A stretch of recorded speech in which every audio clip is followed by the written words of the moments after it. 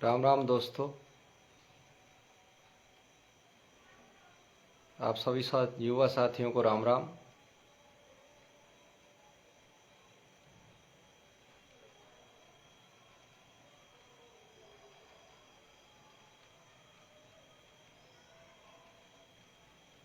राम राम भाई सुमेर।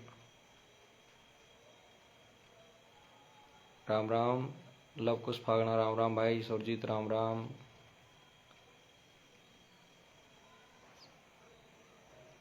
कमर भाई। राम राम।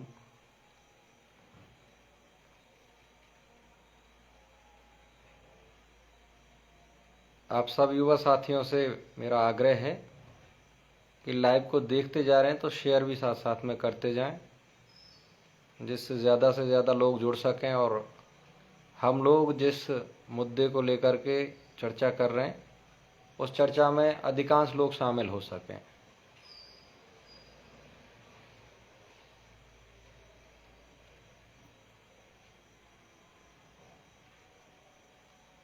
शेयर करते जाएं दोस्तों। मेरी आवाज़ आप तक पहुंच रही होगी। थोड़ा बहुत अगर कोई मिस्टेक हो तो मुझे कोई अलर्ट कर दे, बता दे कि आवाज़ ठीक ठाक से आ रही है या नहीं आ पा रही है। हाँ सुरजीत भाई, बिल्कुल सही कहा आपने है जो।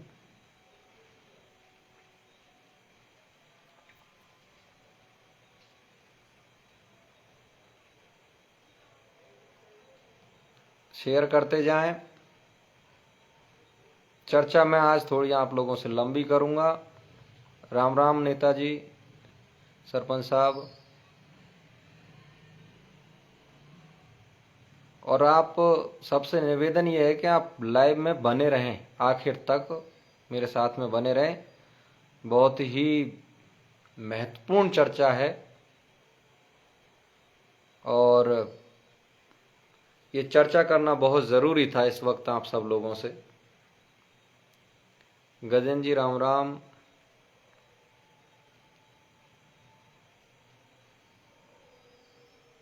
खुशी भाई राम राम।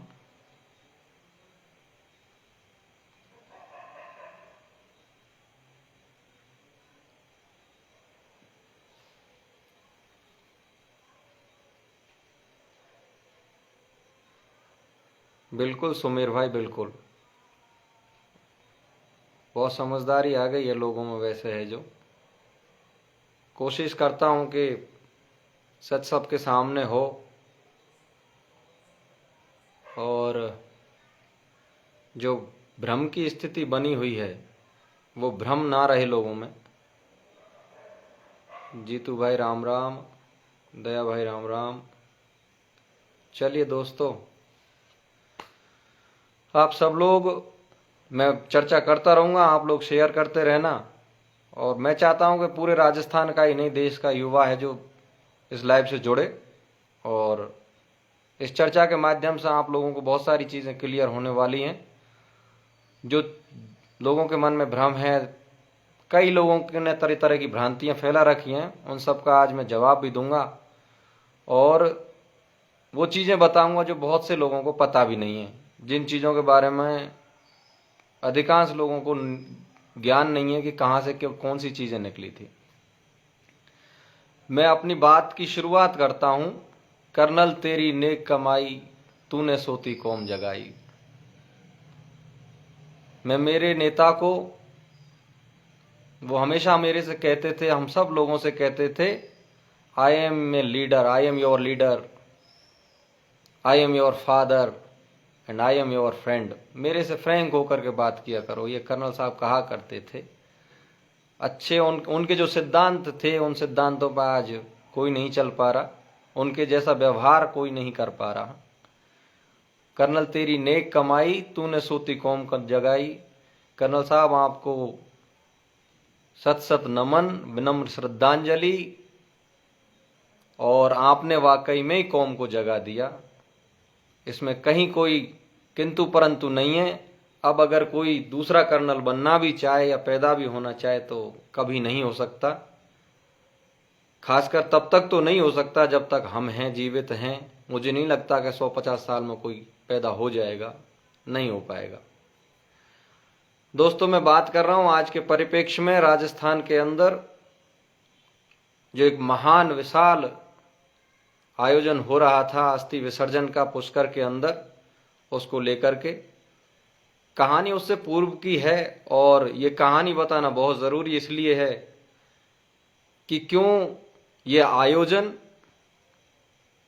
गलत दिशा की ओर चला गया, क्यों इस आयोजन को वो सफलता प्राप्त नहीं हुई जो होनी चाहिए थी, जो मेहनत और जो भावनाएं, वेग, आवेग, संवेग जो समाज के अंदर थे, उनका सही तरीके से सदुपयोग नहीं हो पाया पुष्कर की इस अस्थि विसर्जन के कार्यक्रम में। कहाँ चूक हुई और कहाँ से गलतियां शुरू हुई, इन सब पे मैं आज आपसे चर्चा करूंगा। चर्चा की शुरुआत करते हैं कर्नल साहब के कार्य करने की शैली से, और अब उस शैली में जो बदलाव आया जिसकी वजह से हम सब लोग फेल हुए, उसके पीछे के कारण उस शैली से ही आपको पता चलेगी। कर्नल साहब का कार्य करने का तरीका था सबको साथ लेकर चलने का। कर्नल साहब का तरीका था भूलो, माफ करो और आगे बढ़ो का। किसी से भी बड़ी से बड़ी गलती हो जाती थी तो वो भूल जाते थे, माफ कर देते थे, आगे बढ़ते। आगे बढ़ने का भी तरीका था, किसी को साथ लेकर चलते, किसी का साथ लेकर चलते और किसी का हाथ पकड़कर चलते। ये उनकी कार्यशैली थी जो अब समाज में कहीं दिखाई नहीं देती। अस्थि विसर्जन कार्यक्रम अस्थि विसर्जन से ज्यादा राजनीतिक था। ये मैं नहीं, पूरा राजस्थान कह रहा है, पूरे हिंदुस्तान का गुर्जर समाज कह रहा है, और मुझे भी कहने में कोई अतिशयोक्ति नहीं है कि जिस महान आत्मा ने समाज के लिए अपना सर्वस्व बलिदान किया हो, अपने आप को पूरी तरह से झोंक दिया हो, उनका कार्यक्रम जिनको वो पगड़ी दे करके गए हैं, उनके द्वारा राजनीति की भेंट चढ़ा दिया जाएगा। और बड़ी विडंबना है कि आज हमारे भाई साहब का कद इतना बढ़ गया कि उन्हें राजनीति ज्यादा प्यारी लगने लगी, और अस्थि विसर्जन का कार्यक्रम कर्नल साहब का कद है वो छोटा लगने लग गया। एक बात समझ से परे चली जाती है, षड्यंत्र क्यों रचते हैं हमारे भाईजान, क्यों षड्यंत्रों में फंसे हुए हैं हमारे विजय बैंसला जी। षड्यंत्र करके आज तक बढ़ा कौन है आगे, ये बताइए आप मुझे। आज से थोड़ी हो रहे हैं ये षड्यंत्र। पुष्कर में जो 12 तारीख को हुआ, ये 12 को नहीं होकर के 13 तारीख को जरूर होता है, क्योंकि भावनाएं जो जुड़ी हुई थी वो कर्नल साहब के साथ जुड़ी हुई थी। गलतफहमियों का शिकार थे लोग। अस्थि कलश यात्रा में जितनी भीड़ दिखाई दे रही थी, वो विजय बैंसला जी और उनके जो सिपह सालार थे, उनको ये लग रहा था कि हमारी वजह से भीड़ हो रही है। नहीं भाईजान, ये आपकी वजह से नहीं, ये उस पुण्यात्मा के दर्शन के लिए, उनको श्रद्धांजलि देने के लिए हो रही थी। और इस गलतफहमी में, इस मुगालते में वो रह गए कि ये भीड़ विजय बैंसला जी की वजह से हो रही है, उनके मैनेजमेंट की वजह से हो रही है, उनके कार्यक्रम की वजह से हो रही है। नहीं, और वो दिखा दिया लोगों ने है जो। अब मैं बार बार षड्यंत्र की बात क्यों कह रहा हूं?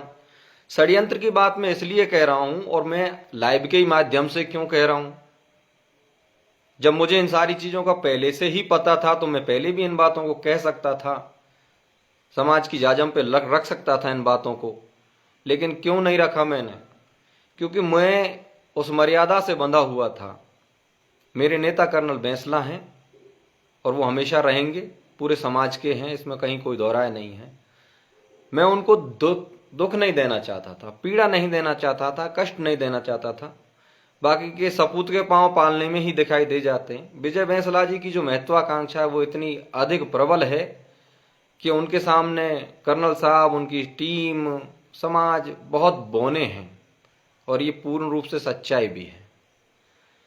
इस षड्यंत्र की कहानी शुरू होती है 2018-19 से, जब विजय बैंसला जी की पूर्ण रूप से एंट्री होती है कर्नल साहब के यहाँ। कर्नल साहब का स्वास्थ्य खराब रहने लग गया, वो ज्यादा चल फिर नहीं सकते थे, तो उन्हें सहारे की जरूरत थी जो परमानेंट रहे।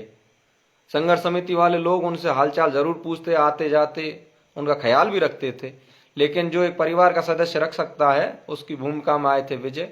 और विजय इस भूमिका में इसलिए नहीं आए थे कि उन्हें कर्नल साहब की सेवा करनी थी, उनकी अपनी मन की कुछ इच्छाएं होंगी, कुछ महत्वाकांक्षाएं होंगी, वो इसलिए आए थे। और वो ये प्रमाणिक हो चुका। षड्यंत्र में इसलिए कह रहा हूं आपको कि जब हम मलारना में आंदोलन कर रहे थे तो मलारना में आंदोलन, रेल रोको आंदोलन से पहले एक पंचायत हुई थी। उस पंचायत में सबसे पहले गुर्जर आरक्षण संघर्ष समिति के उन फाउंडर मेंबरों को नजरअंदाज किया गया था, दरकिनार किया गया था विजय बैंसला जी के द्वारा। और विजय बैंसला जी के मन में हमेशा एक डर, एक भय और एक जल्दबाजी की ऐसा सामंजस्य है। उनके अंदर भय हमेशा ये रहता है कि फला आदमी अगर कर्नल साहब के ज्यादा नजदीक चला गया तो मेरा पत्ता साफ हो गया, मुझे तवज्जो नहीं मिलेगी। कभी विजय बैंसला जी ने यह नहीं सोचा कि कर्नल बैंसला उनके पिता हैं और पिता का प्रेम पुत्र के लिए क्या होता है ये जग जाहिर है। लेकिन कर्नल साहब जब हम लोगों से, संघर्ष समिति वाले लोगों से ज्यादा प्रेम करते, प्यार करते, और उनके स्वभाव में वो था मोटिवेट करने के लिए, उत्साहित करने के लिए पीठ थपथपाते, तो उसको लगता कि मेरा पत्ता साफ हो गया है, अब मेरा नंबर कहीं नहीं आने वाला। षड्यंत्र के तहत इस आदमी ने सबसे पहले आरक्षण संघर्ष समिति के उन फाउंडर मेंबरों को, उन बुजुर्गों को, जिनमें से कई लोग अब इस दुनिया में नहीं है, माननीय हरप्रसाद जी तंवर साहब, उनको मैं श्रद्धांजलि अर्पित करता हूँ, गुरुजी शीशराम जी, उन्हें मैं श्रद्धांजलि अर्पित करता हूँ। और उनका बड़ा स्नेह और प्यार मेरे पे रहा, बहुत प्यार से और उंगली पकड़ करके उन्होंने चलना सिखाया था मुझे इस आरक्षण आंदोलन में है जो। हमारे मन में कभी वो हीन भावना आई नहीं। संघर्ष समिति के जो मेंबर थे सीनियर्स, उनके मन में हमेशा ये रहा, छोटे से छोटा बच्चा भी आ गया उसको हाथ पकड़ के चलना सिखाया, लड़ना सिखाया, आगे बढ़ना सिखाया। विजय बैंसला को पता नहीं क्यों ऐसा लगा कि यार इन लोगों को आगे बढ़ा रहे हैं, ये लोग सब आगे से पहले ऑलरेडी 10-10, 15-15 साल से जुड़े हुए, मेरा तो कहीं नंबर नहीं आने वाला, तो सबसे पहले इनका नंबर कट करो और स्वयं आगे आओ। तो आपने देखा होगा मलारना पे जब आंदोलन हुआ था तो जिन लोगों ने आंदोलन की कमान संभाली थी, जिन लोगों ने आंदोलन को आहूत किया था, जिन लोगों ने आंदोलन में अपनी जी जान से, तन मन धन से मेहनत की थी, आज वो भी दरकिनार हैं। और उनके मैं आपको नाम भी बता दूंगा। जिन लोगों ने मलारना आंदोलन को खड़ा किया था, तो मलारना आंदोलन पे वो लोग तो खड़े हो गए थे, लेकिन जो लोग पाटोली, पीपलखेड़ा, पीलूपुरा से जो आंदोलन के साथ चलते आए थे, जो कर्नल साहब के साथ लगे हुए थे, वो मलारना में आपको सिर्फ फोटो तक ही सीमित रह गए थे। नो स्टेटमेंट, कोई स्टेटमेंट नहीं आता था, ना कैप्टन साहब का स्टेटमेंट आया, ना अतर सिंह जी का, ना मानदाता जी का, ना और किसी का भी, जो सीनियर लीडर्स थे अपने। ये तो करौली की बात बता रहा हूं मैं, दौसा, सवाई माधोपुर, जहां जहां से भी पूरे प्रदेश से थे, कहीं कोई स्टेटमेंट नहीं आया। समझौता करने गए थे जब 3 या 4 आदमी गए थे, जिनमें पहला नाम था विजय बैंसला जी का, दूसरा नाम था शैलेंद्र वकील का, तीसरा नाम था जगदीश मलारना का, और एक नाम और था, वो थे अपने मुकेश जी कोटपुतली वाले। इन लोगों ने विश्वेंद्र सिंह जी से वहां पर समझौता किया था। अब आप मुझे ये बताइए दोस्तों, सोचने समझने वाली बात है कि पुरानी जो टीम थी वो कहां गायब हो गई? वो गायब हुई नहीं थी, गायब करी गई थी। उसको दरकिनार किया गया था कि मुझे फ्रंट पे आना है तो इन लोगों को मुझे पीछे धकेलना होगा। और विजय बैंसला तब से उसी नीति पर चल रहे हैं, पीछे धकेलो और स्वयं आगे बढ़ो। लेकिन ये नीतियां ज्यादा नहीं चलती। ये नीतियां ना स्वयं को आगे बढ़ाती हैं, ना समाज को आगे बढ़ाती हैं। जो लोग मलारना में आंदोलन कर रहे थे, पीलूपुरा में, उन लोगों को भी दरकिनार कर दिया गया था। विजय बैंसला ने फिर पीलूपुरा में अभी जो 2021-22 में जो आंदोलन हुआ था, 21 में सॉरी, उसमें आप लोगों ने देखा होगा, ना शैलेंद्र वकील था, ना जगदीश मलारना था, ना मुकेश कोटपुतली था। जो मलारना में कमान संभाल रहे थे वो नहीं थे, और ना ही पुरानी संघर्ष समिति के वो लोग थे। पगड़ी पहनने की इतनी जल्दी थी भाईजान को कि आंदोलन का नेतृत्व पीलूपुरा पे स्वयं के हाथ में ले लिया। कर्नल साहब उस समय तक बहुत ज्यादा शारीरिक रूप से कमजोर हो चुके थे। मानसिक तौर पर वो हम लोगों से जब चर्चा करते थे तो वो पीड़ा झलकती थी उनके दिलो दिमाग से। और जो ये आंदोलन हुआ था पीलूपुरा पर, लास्ट वाला आंदोलन सबसे विफल आंदोलनों में इसकी गिनती होती है, जहां से हमें निकल के कुछ नहीं आया था। जो मिलना था वो बिना आंदोलन के भी मिल रहा था, ये मैं विद प्रूफ कह रहा हूं आप लोगों से। जो मिलना था वो बिना आंदोलन के भी मिल रहा था, लेकिन पटरी पर चढ़ करके सहरा बंधवाना था विजय बैंसला जी को, इसलिए उन्होंने ये सारा काम किया। दूसरी चीज, जो लोग कर्नल साहब के साथ में तन मन धन से आजीवन लगे रहे, उन लोगों के प्रति इस भाई की ये भावना हमेशा रही थी कि इन लोगों ने कर्नल साहब से बहुत लाभ लिया है और लाभ लेकर के ये बहुत ऊंचाइयों पर पहुंच गए हैं। कर्नल साहब हैं जो इनकी नीतियों को नहीं समझ पा रहे हैं, इनके चालाकियों को नहीं समझ पा रहे हैं। ये हमेशा विजय जी के मन में ये चीज रही। देखिए, मैं आरोप प्रत्यारोप नहीं लगा रहा हूं किसी पर, मैं सच इसलिए आप लोगों को बता रहा हूं क्योंकि समाज की जाजम पर, समाज के लोगों को उन सच्चाइयों का पता होना चाहिए। मैं अगर गलत हूं, मैंने कहीं गलत किया है, तो मुझ में भी सच सुनने का साहस होना चाहिए और मैंने जो गलत किया है उस पर मुझे यस नो में भी जवाब देना चाहिए कि मैंने गलत किया या नहीं किया। समाज आज जो टूट रहा है, जो बिखर रहा है और जो षड्यंत्र जो चल रहे हैं, उन षड्यंत्रों की जड़ कहां से शुरू हुई है, उस जड़ को मैं आप लोगों को बता रहा हूं।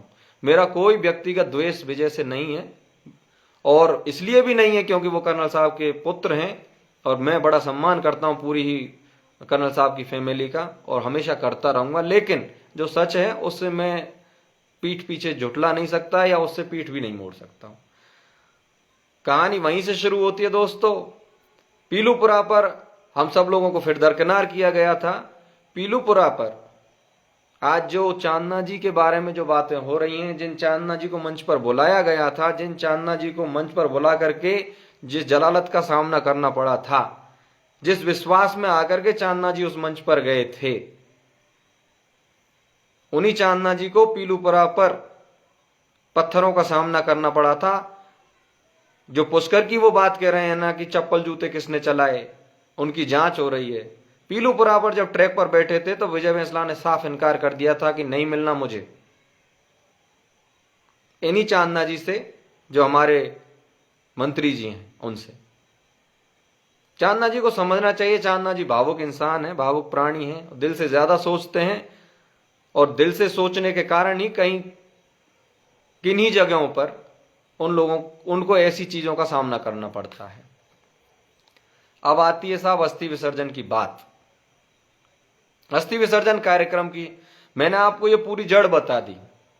विजय बैंसला जी का जिस दिन अध्यक्ष बन रहे थे, मैंने उस दिन भी कहा था और सबके सामने ठोक करके कहा था, मीटिंग में कहा था, मैंने कहा कर्नल साहब आपने हजारों बार हम लोगों से कहा है, पुरानी संघर्ष समिति से ये कहा है कि भैया मेरे हाथ पैरन में बस की नहीं है, या झोला कोई या थैला कोई भी उठा ले।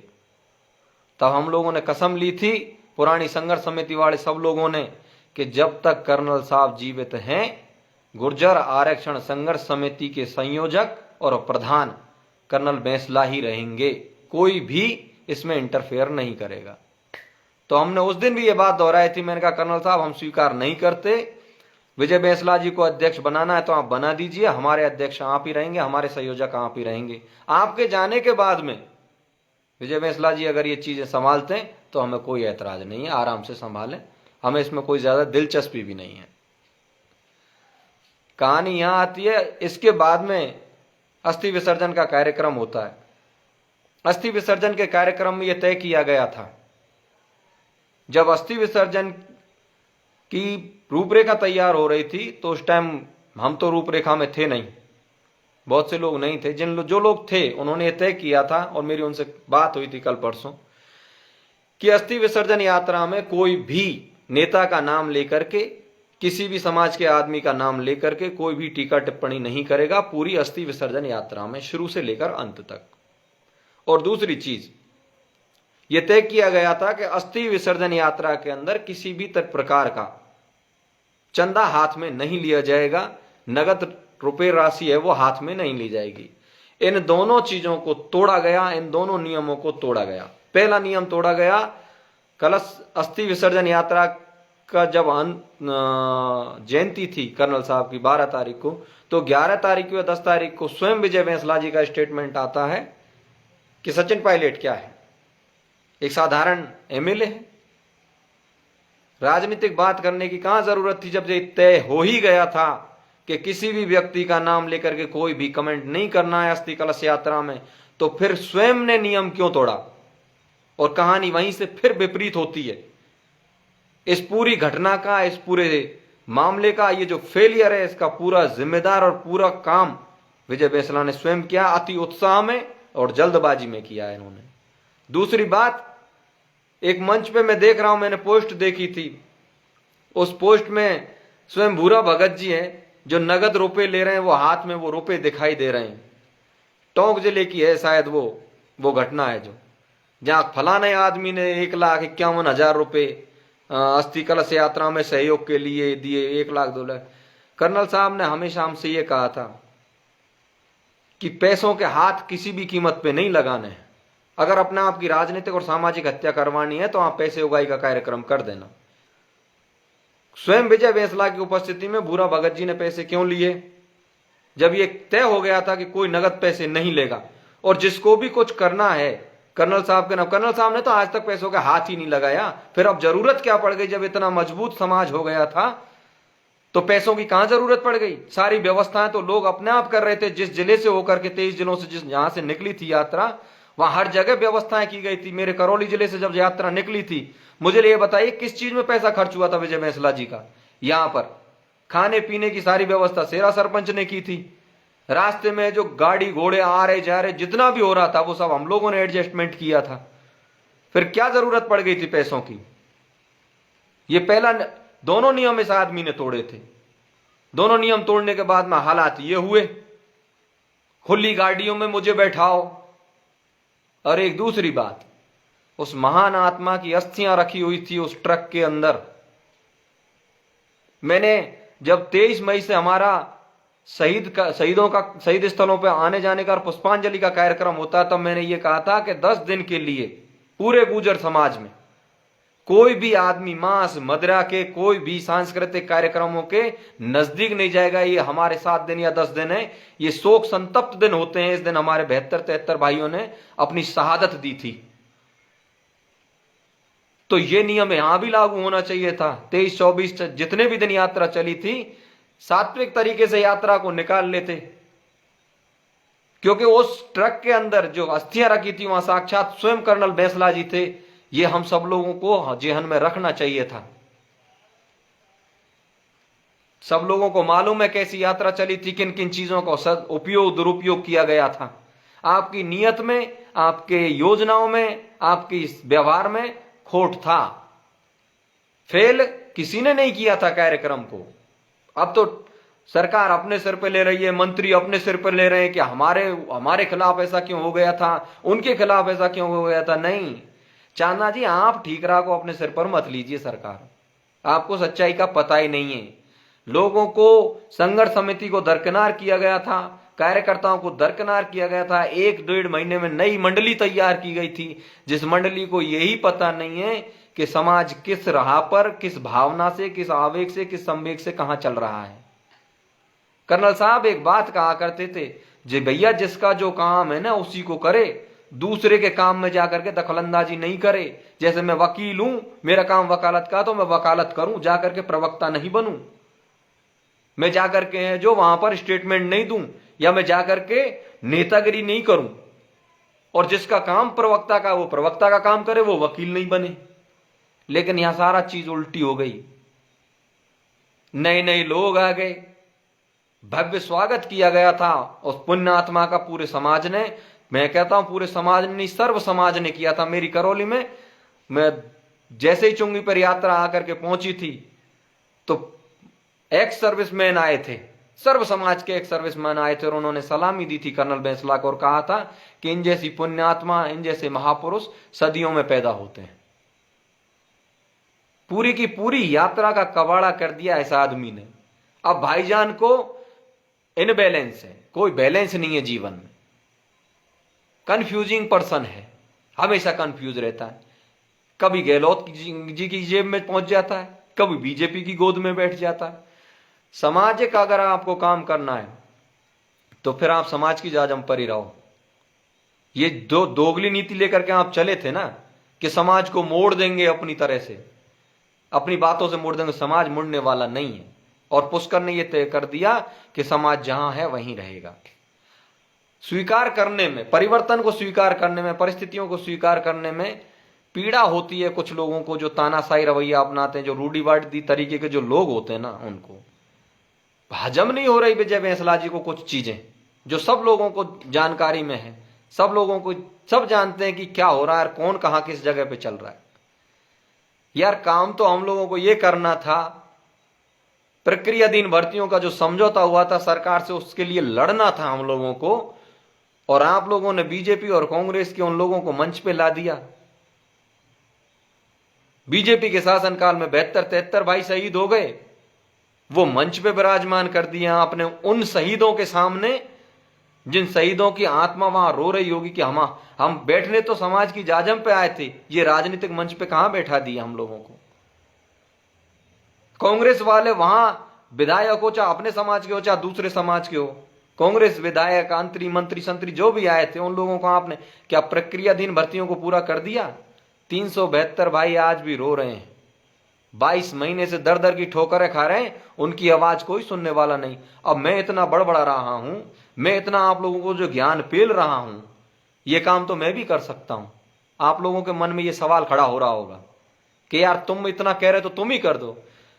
मेरी इतनी ताकत और इतनी पावर नहीं है, मेरे ऊपर वो सिंबल नहीं है कि मैं कर्नल बैंसला का बेटा हूं, या मेरे ऊपर अध्यक्ष की पगड़ी रखी हुई है। जिनकी बातों में दम है, जिनको जिम्मेदारी सौंपी गई है, उनकी बातें जल्दी सुनी जाती हैं, उनकी बातें सुनकर के सरकारें निर्णय करती हैं। तो यह काम विजय बैंसला जी का था। अगर हमसे सहयोग मांगते तो हमें ईमानदारी से बात कह रहे हैं कि हम अकेले नहीं, पूरी पुरानी संघर्ष समिति, सारे लोग, कर्नल साहब के सारे अनुयायी विजय बैंसला जी का साथ देते। प्रक्रियाधीन भर्तियों को लेकर के हम इसका तन मन धन से साथ देते। समझौता किया, सारे काम इन्होंने किए, और रो और भुगत वो रहे वो बच्चे। एक 232 या 231 लड़के जो ओबीसी में चले गए थे इस रीट वाले मामले में, उनकी पैरवी करने के बजाय एक वकील साहब हैं जो गन्ना फेरी खा रहे हैं चारों तरफ। फोटो कहां से सेट होगा उस एंगल पे जाकर के खड़े हो जाते हैं भाईजान। सो हाई कोर्ट में चल क्या रहा है इसकी कोई परवाह नहीं है। उन बच्चों को नौकरी मिलेगी या नहीं मिलेगी ये भी अदर जुल्म है, और ये तब तक उनको लटका करके रखेंगे जब तक वो बच्चे इनकी जय जयकार करते रहेंगे। और जिस दिन उनमें से कोई लड़का खड़ा हो गया, कह देंगे आप लोग तो उनके बहकावे में थे, हम कहां से आपका काम करवाएं। ऐसे दोगले मापदंड क्यों अपना रहे हैं ये लोग। राजनीतिक महत्वाकांक्षाएं अगर इनकी इतनी ही प्रबल हैं, इनको बहुत आगे जाना है और इनको राजनीति करनी है, नेता बनना है, तो समाज के ये जो आपने झंडा उठा रखा है इसको थोड़ा साइड करिए, प्योरली आप पॉलिटिक्स में आइए, अपना विधानसभा लोकसभा क्षेत्र चुनिए, वहां से तैयारी कीजिए। समाज को, हमको, किसी को कोई दिक्कत नहीं है, लोकतंत्र है, लड़ने का बढ़ने का सबको हक है। आप भी खूब आगे बढ़ें, तरक्की करें, हमें किसी को कोई ऐतराज नहीं है। अब आते हैं साहब पुष्कर पर। पुष्कर में जैसे ही अस्थि कलश विसर्जन यात्रा का जो मंच सजा था, वहां गलतियां क्या हुई थी, वहां गलतियों को मैं आपको बताता हूं। पुरानी संघर्ष समिति के जो लोग थे वो सब तो बैठे हुए थे नीचे। प्रबुद्ध जन, वो जो समाज में अच्छी पहचान रखते हैं, वो बैठे हुए थे सब नीचे। जो नई नवेली भर्तियां थी वो संभाल रहे थे मैनेजमेंट। शहीद परिवार बैठे थे, और हमारे महाराज जी थे आसिंद वाले, वो जब आए थे तो उनको आसन लगाया गया था। आसन लगाने के बाद वो विराजमान हो गए। महाराज जी को, सुरेश दास जी को पता ही नहीं चला कि वो कब पीछे की पंक्ति में चले गए, क्योंकि नए नवेले जो नेता आ रहे थे वो सब महाराज जी और शहीद परिवारों से आगे आ करके बैठ गए। जो लोग प्रथम पंक्ति में थे वो चौथी या पांचवी पंक्ति में चले गए, यानी महाराज जी भी चले गए, शहीद परिवार थे वो भी चले गए, और आ गए साहब नए नवेले नेता। मिसमैनेजमेंट वहां हुआ था। वीआईपी, वीवीआईपी, वीवीआईपी एक अलग से मंच बनाया गया था। मेरी एक बात मुझे हमेशा ये कष्ट दे रही है, कर्नल साहब की अस्थियों का विसर्जन था, बुलाना चाहिए था हमारे शहीद परिवारों को, बुलाना चाहिए था पुराने लोगों को जो कर्नल साहब के सहयोगी साथी हम कदम हमदर्द रहे उनको। इन नेताओं को बुलाने की जरूरत क्या थी? कांग्रेस और बीजेपी के नेताओं को बुलाने की आवश्यकता क्या थी? क्या घोषणा करवाना चाहते थे? कर्नल साहब के साथ नाम से यूनिवर्सिटी बने, क्या घोषणा करवाना चाहते थे? प्रक्रियाधीन भर्तियों को यहीं देकर के जाएं, वो घोषणा की जगह नहीं थी। और अगर हमको चीजें करवानी ही थी तो उसके लिए हम दूसरी मीटिंग भी रख सकते थे, समाज की दूसरी जाजम भी सजा सकते थे कि हम उन प्रक्रियाधीन भर्तियों के लिए लड़ रहे हैं, हम उन लड़कों के लिए लड़ रहे हैं, उन युवाओं के लिए लड़ रहे हैं जिनकी नौकरियां दांव पर लगी हुई हैं। हम कर्नल बैंसला के नाम के लिए लड़ रहे हैं कि यूनिवर्सिटी का नाम होना चाहिए देवनारायण योजनाओं में, जहां जहां पर भी स्कूल खुले वहां मूर्ति लगनी चाहिए। उसके लिए तो हम दोबारा भी लड़ सकते थे। ये वो जगह नहीं थी जिसके लिए अब आप ये कह रहे हैं ना, जो टीवी चैनलों पर वो चल रहा था कि ये घोषणाएं करने आए थे। घोषणा कोई करने नहीं आया था, एक पत्र पढ़ने आए थे, और वो भी चालाकी से चांदना जी के हाथ में थमा दिया गया था। पढ़ना तो किसी और को चाहिए था। वैभव गहलोत जी ने क्यों नहीं पढ़ा था पत्र? उनके बेटे थे, वो लेकर के आए थे, वो पढ़ते ना उस पत्र को। क्यों चांदना जी के हाथ में थमा दिया? समाज को समाज में बांट दो। कहानी बंटवारे की यहीं से शुरू होती है। और चांदना जी भावों का आदमी, उन्होंने उठा करके वो पत्र ले लिया हाथ में। क्या जरूरत पड़ रही थी भाई?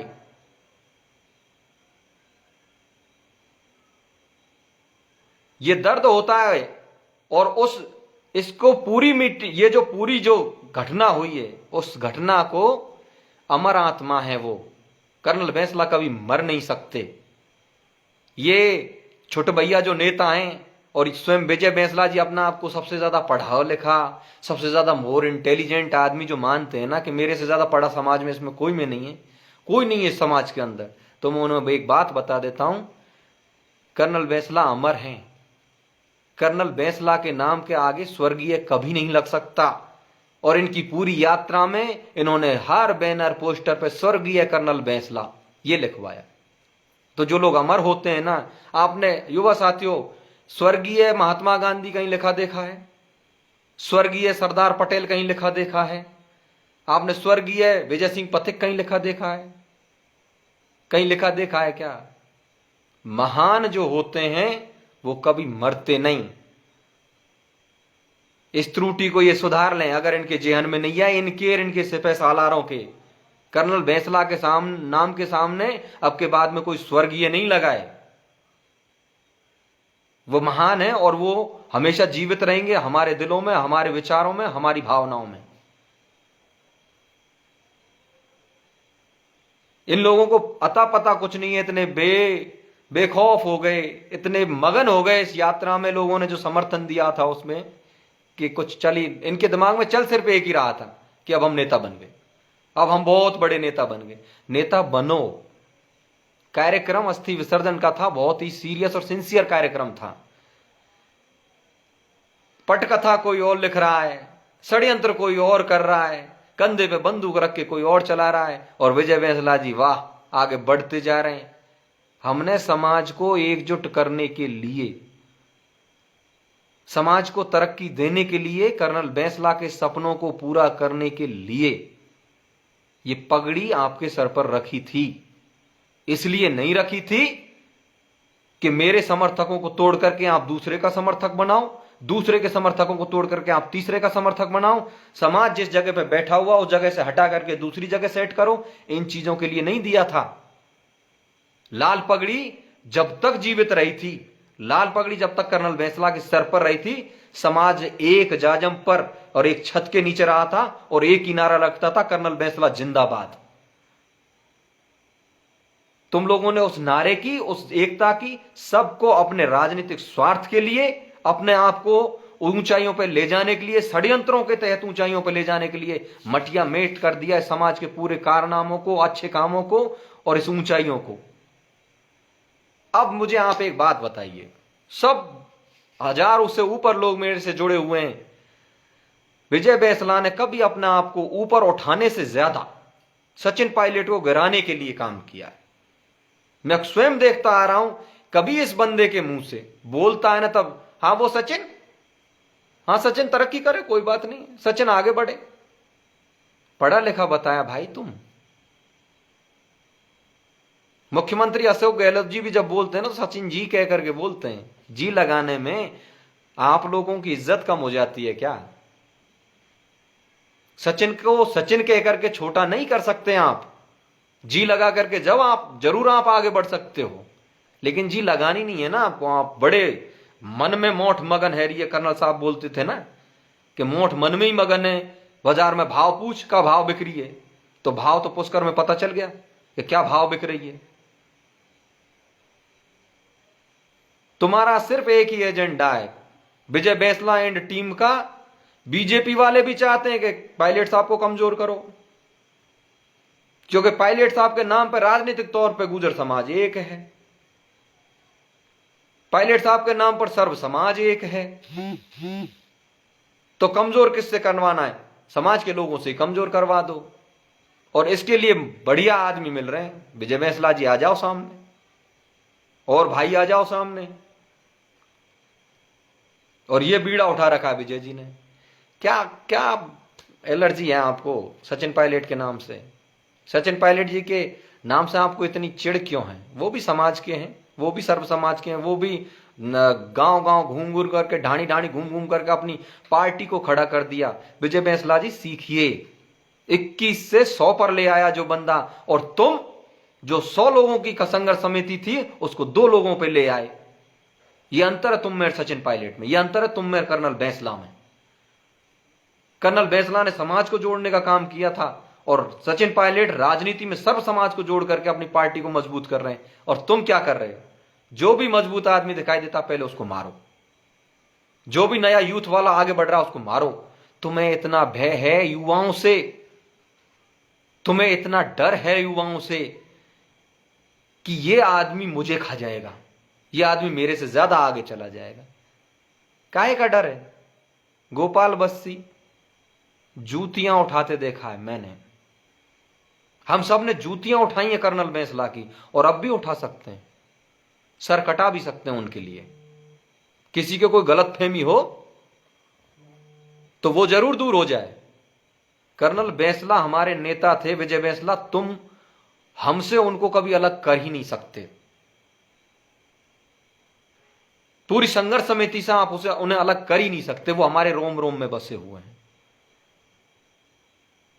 तुमने कोशिश बहुत की है उनको भी भड़काने की, उनको पर वो डायनेमिक लीडर थे, उन्होंने हमेशा हमारे सर पे हाथ रखा है, हमारे कंधे पे हाथ रखा है, हाथ पकड़ के चलना सिखाया है, और ये बोलते थे शेर की तरह दहाड़ के चले जाना, मैं बैठा हुआ हूं पीछे से।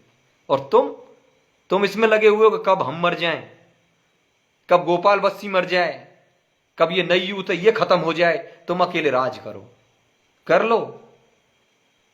कर लो ना राज। तुम्हें कौन जगह दे रहा, कौन तवज्जो दे रहा है? सिर्फ समाज तुम्हें झेल रहा है, बाकी पार्टियां तुम्हें कोई नहीं झेल रही, ना कांग्रेस ना बीजेपी। दोनों की दोनों पार्टियां तुम्हारा दुरुपयोग कर रही हैं, और तुम होते जा रहे हो।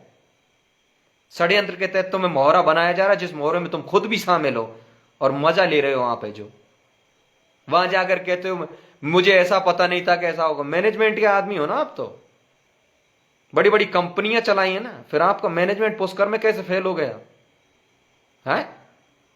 क्योंकि तुम्हें वो देख रहा था जो तुम्हारा भी पिता है और इस समाज का भी पिता है। वो देख रहा था कि मेरा पुत्र कर क्या रहा है,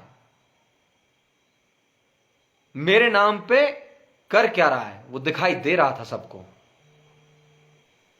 तमूरा बजवा दिया पूरे समाज का। बीजेपी वाले मंच पे ला बैठाए। और चांदना जी आपके लिए मैं सच आपको बताता हूं, क्योंकि आप बाद में आए थे, उससे पहले की सच्चाई मैं आपको बताता हूं। मत समाज को दोष दो, मत इन युवाओं को दोष दो, किसी को दोष देने की जरूरत नहीं है। और आप सच अगर आप सुनना चाहते हैं तो सच सुनिए। अगर ये राजनीतिक मंच नहीं होता तो ये सारी हरकतें ही नहीं होती। अगर ये समाज का मंच होता, ये बीजेपी कांग्रेस का और उन और लोगों का मंच नहीं होता, तो कोई हरकत नहीं होती। उस मंच से एक नारा अगर सचिन पायलट का लग जाता तो क्या समाज कमजोर हो जाता? तो क्या विजय बेंसला कमजोर हो जाता? उस मंच पर पायलट समर्थकों में से किसी को भी जगह नहीं दी गई थी। क्यों? सचिन पायलट ने किसी समाज के आदमी की हत्या कर दी, किसी को मार दिया, वो हत्यारे हैं क्या? जो आदमी सर्व समाज को साथ लेकर के चल रहा है, उस आदमी को मारने के लिए आप तुले हुए हो, उनके समर्थकों को मारने के लिए आप तुले हुए, और आपके लोग तुले हुए। इतनी ईर्ष्या भरी क्यों है आपके अंदर? और मैं आपको बात बता दूं, जैसे मेरे जैसा अदना सा आदमी कर्नल बैंसला की जूती की ओढ़ नहीं कर सकता ना, उनके नाखून तक नहीं पहुंच सकता, वैसे विजय बैंसला जी तुम सचिन पायलट के नाखून तक नहीं पहुंच सकते, क्योंकि तुम्हारी नीतियां, तुम्हारी सोच, तुम्हारे कृत्य दो कौड़ी के हैं। अगर सुधार करना तो अपने आप में करिए। धुतकारते फटकारते, कर्नल बैंसला बाप थे इस समाज के, इसलिए वो फटकारते, डांट लगाते, धुतकारते थे ना, तब भी ऐसा लगता था कि हमारा फादर हमको डांट रहा है, फटकार रहा है। अच्छी लगती थी उनकी डांट। तुम तो अभी बेटे भी नहीं हो सही ढंग से समाज के। जिस लहजे, जिस टोन में बात करते हो ना, चुप चुप चुप। गुलाम नहीं है ये समाज तुम्हारा, गुलाम नहीं है वो लोग जो चुप हो जाएंगे। लोकतंत्र है, राजशाही ना करिए आप। चुप हो जाएंगे आपके कहने से। सम्मान करते हैं आपका इसलिए कि आप कर्नल बैंसला के बेटे हो, वरना आप जो सवाल पूछते हो ना, who is Sachin Pilot, Sachin Pilot is MLA, तो हु इज विजय बैंसला? मैं पूछता हूं आपसे सवाल, कौन है विजय बैंसला? एक मेंबर भी नहीं है।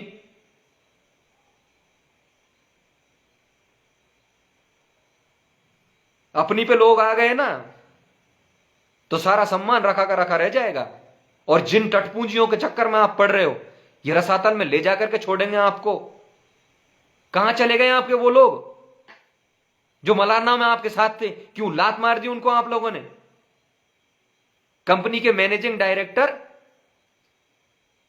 ये कंपनी नहीं है कि लाभ लिया और लात मार दी लोगों को। साथ रखना पड़ता है, उन लोगों को भी साथ रखना पड़ता है जो विरोधी होते हैं, उनको भी। समाज है ये, तुम्हारी कंपनी नहीं है। मलारना से लाभ लेकर के आ गए, जगदीश मलारना को लात मार दी।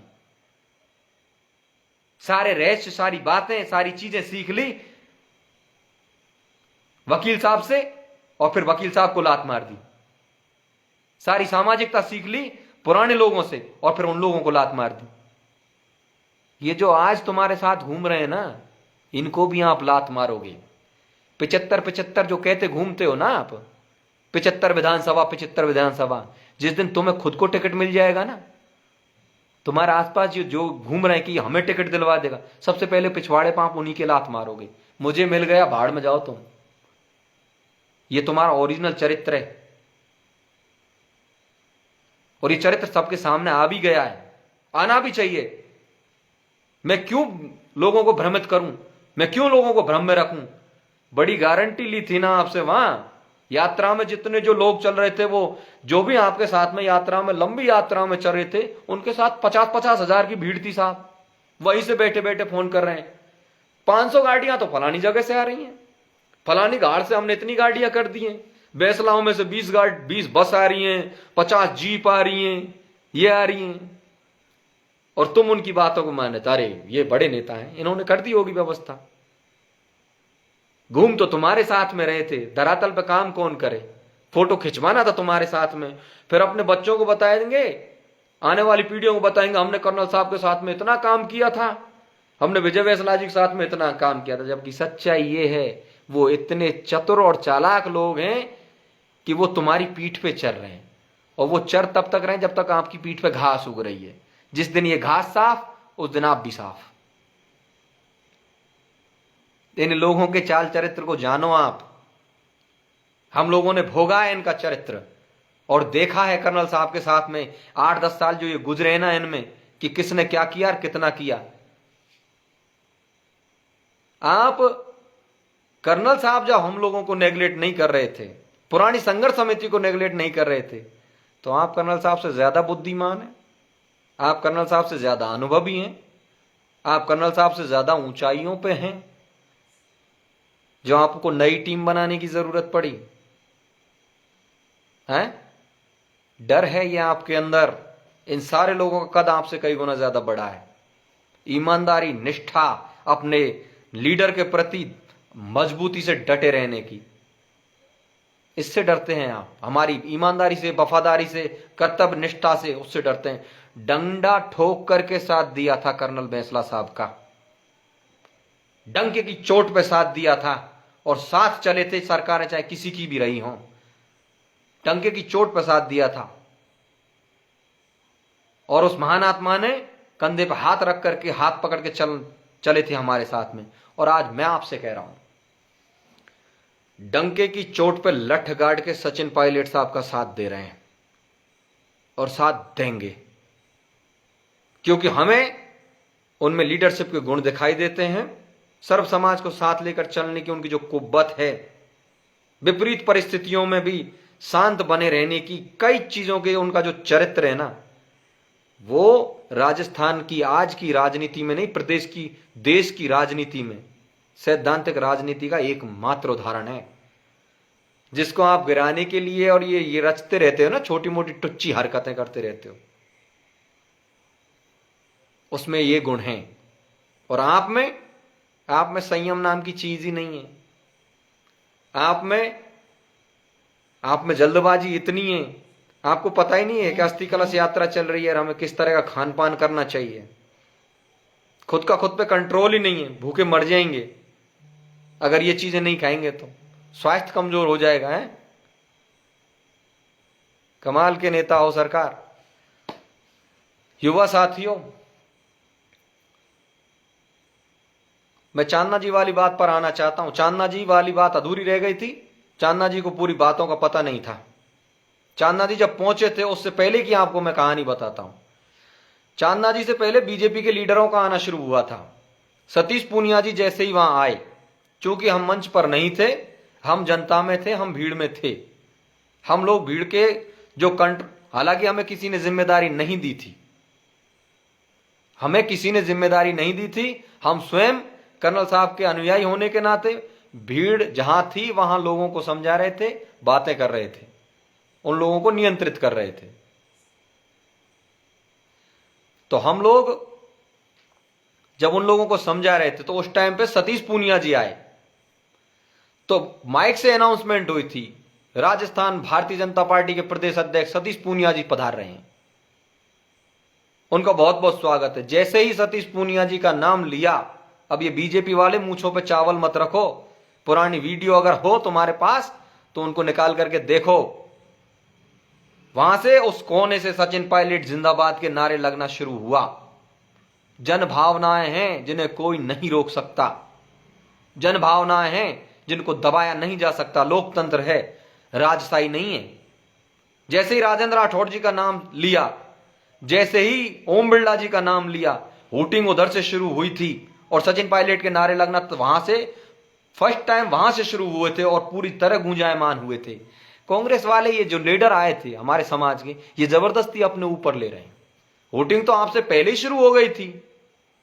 पायलट साहब के नारे गुजरों की मीटिंग में नहीं लगेंगे, गुजरों की सभा में नहीं लगेंगे, गुजरों के समारोह में नहीं लगेंगे, तो और किसके यहां लगेंगे भाई? किसी को इतनी ऐतराज इस बात पे क्यों है? जब मंच राजनीतिक बना ही दिया था, जब उस संवेदनशीलता को संवेदनहीन कर ही दिया गया था, वो मंच नहीं था, नारेबाजी का भी नहीं था, नेताओं को बुलाने का भी नहीं था, जब उसको राजनीतिक रूप दे ही दिया गया था, तो सारी परिस्थितियों से आपको गुजरना पड़ेगा।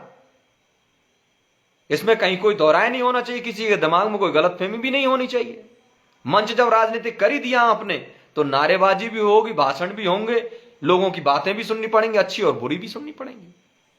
अब इसमें इतना ऐतराज क्यों कर रहे हैं कि अस्थि कलश विसर्जन का कार्यक्रम था, ऐसा नहीं करना चाहिए था उन लोगों को, उन लोगों ने संवेदनहीनता दिखाई। सबसे ज्यादा संवेदनहीनता तो आपने दिखाई थी, सबसे ज्यादा गैरत का काम आपने किया था।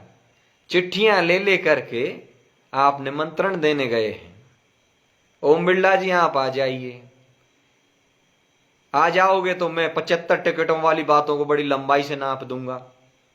75 को मिले चाहे नहीं मिले, विजय बैंसला को तो मिल ही जाएगा, है ना। 3-3 बार घर जाकर के निमंत्रण उनको दे सकते हो, उनके भाई से बात कर सकते हो। 6-7 दिन जयपुर में सचिन पायलट खुद मौजूद थे, उनको निमंत्रण देने आप नहीं जा सकते। उनको आप फोन करवाएंगे अतर सिंह वकील से, अतर सिंह वकील जी बनेंगे आपके पीए, हमारे चांदनगांव वाले। अब सचिन पायलट जी का कद इतना छोटा हो गया आपके सामने कि आप फोन नहीं करेंगे, मैं फोन करूंगा, अतर सिंह वकील जी फोन करेंगे कि पायलट साहब अस्थि विसर्जन का कार्यक्रम आप पधारो। यह नाटक भी करने की जरूरत नहीं थी आपको, वकील साहब से भी फोन नहीं करवाते, आपके मन में बुलाने की नहीं थी ना, तो आप अपना मन चलक सजाते और सचिन पायलट को चैलेंज करते, सरकारों को चैलेंज करते कि मैं विजय बैंसला राजनीति की पारी खेलने जा रहा हूं, अगर मेरा समाज साथ दे तो ठीक, पार्टियां साथ दे तो ठीक, नहीं तो मैं हनुमान बेनीवाल की तरह डंके की चोट पर आगे बढ़ता रहूंगा। ये करते हैं आप। सचिन पायलट को आपने फोन नहीं किया था। आज मैं देख रहा था फर्स्ट इंडिया न्यूज पे एक न्यूज निकली थी कि हमने फोन किया था, करवाया था, निरंजन जी ने फोन उठाया था, निरंजन जी ने कहा था कि बात करवा देंगे और बात नहीं हो पाई थी। ज्यादा दूरियां नहीं थी। अगर आपके दिल में जगह होती ना पायलट साहब के लिए, अगर आपको बुलाना होता पायलट साहब को, अगर आपको बुलाना होता GR खटाना जी को, अगर आपको बुलाना होता इंदिराज गुजर को, तो बड़े प्यार से आप है ना जो उनके घर जाते कंधे पर हाथ रख करके और ये कहते कि भाई महान आत्मा है, पुण्य आत्मा है, उनके अस्थि विसर्जन का कार्यक्रम में आपको आना होगा। अगर नहीं आते ना विजय बैंसला ये लोग आपके ऐसे घर जाकर के निमंत्रण देने से, कहने से, तो ये हाकिम सिंह बैंसला पहला आदमी होता जो घर जाकर के जूते लेकर के पहुंचता और मुझे चाहे फांसी हो जाती, सबसे पहले इन नेताओं के यहां मैं जूते फेंकता, चाहे वो पायलट होते, चाहे इंदिराज होते, चाहे GR खटाना जी होते। लेकिन आपने ऐसा नहीं किया। आपको नीचा दिखाना था इन नेताओं को, आपको समाज से अलग करना था इन नेताओं को। मठाधीश हो ना आप, लाल पगड़ी इसलिए रखी गई है आपके सर पे कि तोड़ो समाज को, इधर बिखेरो उधर बिखेरो, नए नए टॉपिक लाते हो आप। ये बाहरी है, ये अंदरूनी है। जब राजनीति की बात आती है तब आप कहते हैं कि सचिन पायलट बाहरी है, जोगिंदर अवाना बाहरी है, ये बाहरी है, और जब सामाजिक बात आती है तब कहते हो कश्मीर से कन्याकुमारी तक का गुजर एक है। ये दोहरे मापदंड आप अपने दिमाग में पैदा कहां से करते हैं? लोगों को गुमराह क्यों करते हो? हिंदू मुसलमान वाले सिस्टम में हम इसलिए नहीं पढ़ते। कर्नल बैंसला कहते थे कि कश्मीर से कन्याकुमारी तक का गुजर एक ही है, चाहे वो हिंदू है चाहे मुसलमान है। और हम आज भी उसी बात पढ़ेंगे, हम आज भी उसी पर हैं। हमारे अंदर कर्नल साहब वाले वो विचार आज भी इसलिए विद्यमान है। वो तू मेरी थाली में खा, मैं तेरी थाली में खाऊं, क्या फर्क पड़ता है तो तू मेरा ही, चाहे तू यूपी का हो, चाहे MP का हो, चाहे राजस्थान का हो। लेकिन तुम्हारे अंदर वो टैलेंट है ही नहीं। और इसका अब मैं उदाहरण देता हूं आपके अंदर कैसे टैलेंट नहीं है। गुणगान हो रहे हैं, फालतू के बखान किन चीजों के हो रहे हैं। वहां पर ऐसा हुड़दंग हुआ था, वहां पर ऐसा हुड़दंग हुआ था, वहां पर यह जलालत सहन करनी पड़ी थी। अब सुनिए राजनेताओं और समाज के नेताओं, अतुल प्रधान उत्तर प्रदेश में विधायक है। वो आदमी पूरी मीटिंग में वाहवाही लूट करके चला गया था। हजारों युवाओं को अपना दीवाना बना करके चला गया था। इसको कहते हैं काबिलियत, इसको कहते हैं टैलेंट। और तुम अपना रोना रो रहे हो। मैं चांदना जी की बात पे फिर दोबारा आता हूं। बीजेपी वालों का विरोध हो रहा था, शकुंतला रावत जी आई, उन्होंने अपना भाषण दिया। भाषण में उन्होंने जो बड़ी ऊंचाइयों वाली बात कही थी, इतनी ऊंचाइयों वाली कि हम लोग सोच भी नहीं सकते, प्रधानमंत्री तक बनने की बात कह दी थी। कि कर्नल साहब कहते थे कि जिसका विरोध होने लग जाए वो बहुत ऊंचाइयों पे जा रहा है। अब मंत्री तो मैं हूं ही, मुख्यमंत्री भी बन सकती हूं, प्रधानमंत्री भी बन सकती हूं। मैं कहता हूं जिनका समाज में विरोध होने लग गया ना, वो मंत्री संतरी तो छोड़ो, मेंबर बनने के लायक भी नहीं रहते। कर्नल साहब इस बात को इस अर्थ में नहीं कहते थे। कर्नल साहब इस बात को राजनीतिक पार्टियों के परिप्रेक्ष्य में कहते थे कि विरोध वहां होता है, समाज में अगर आपका विरोध होने लग गया तो समझो आपका पतीला खाली कर दिया गया है। इन बातों को जब ये बातें कही गई थी इतनी ऊंचाइयों वाली, तो हुटिंग हुई थी। चांदना जी से एक मिस्टेक हुई थी और उस मिस्टेक को मैं आपको सब लोगों के सामने रख देता हूं। हम सारी चीजों को देख रहे थे, लोगों को रोक भी रहे थे, टोक भी रहे थे कि बातों को सुनो। जब हुटिंग हो रही थी, जयकारे लग रहे थे, उस टाइम तक ये फालतू का जो ड्रामा हुआ था, ये जूता चप्पलों वाला, तब नहीं था। ये ड्रामा शुरू हुआ था जब वोटिंग हो रही थी, सचिन पायलट के नारे लग रहे थे, लोगों को ऐतराज हो रहा था, मंचासीन लोगों को ऐतराज था। जनता तो 90% लोग जयकारे लगा रहे थे। दर्शक दीर्घा में जो बैठे हुए थे ना, वो लोग सब लोग प्रसन्न थे, वो भी नारे लगा ही रहे थे। जो बैठा बैठा सुन रहा है, हंस रहा है ना, मतलब वो लगा ही रहा था। जैसे ही चांदना जी ने ये कहा, जब वोटिंग ज्यादा हो रही थी, तो चांदना जी भावुक आदमी हो, तो टोन बदल गई थी उनकी, और उन्होंने कहा, अरे बहुत देखे हैं तुम जैसे। जब ये बात सामने आई, क्योंकि शकुंतला रावत जी ने भी कह दिया था कि मुख्यमंत्री प्रधानमंत्री तक पहुंच जाऊंगी, मेरा इतना विरोध है, और जैसे ही चांदना जी ने यह कहा कि बहुत देखे हैं तुम जैसे, तो अति उत्साही युवा बहुत ज्यादा आवेश में आ गए, और तब यह घटना हुई थी। अगर शायद चांदना जी ये बात नहीं कहते तो जयकारों तक ही बात रह जाती। एक दूसरी जो चीज थी वो थी चिट्ठी। गहलोत जी संवेदना व्यक्त कर रहे थे, मुख्यमंत्री हैं हमारे, पूरे प्रदेश के ही मुख्यमंत्री हैं, संवेदना देनी भी चाहिए उनको है जो, लेकिन ऐसे मौके पर घोषणा मंत्री नहीं बनना चाहिए, ऐसे मौके पर राजनीति नहीं करनी चाहिए। बोल रहे हैं कर्नल साहब के अगर प्रति इतनी ही आस्था है, अगर ये सरकार और गहलोत साहब इतनी ही विनम्रता, इतनी आस्था और इतना विश्वास कर्नल साहब में रखते हैं, तो मैं इस लाइव के माध्यम से, जहां 1,500 से ज्यादा युवा मेरे साथ में जुड़े हुए हैं, निवेदन करना चाहता हूं मुख्यमंत्री जी आपसे, अगर आप वाकई में कर्नल साहब को मानते हैं, कर्नल साहब के प्रति आपकी आस्था है, ये सरकार कर्नल साहब को इज्जत और मान सम्मान देना चाहती है, तो प्रक्रियाधीन भर्तियों को दे दो।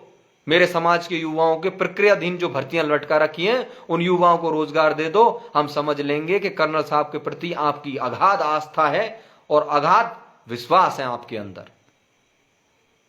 चाहे वो रीट की हो, चाहे वो एसआई की हो, चाहे वो कांस्टेबल की हो, जो भी प्रक्रियाधीन बार है, जो भर्तियां हैं हमारी, उन भर्तियों को पूरी कर दो।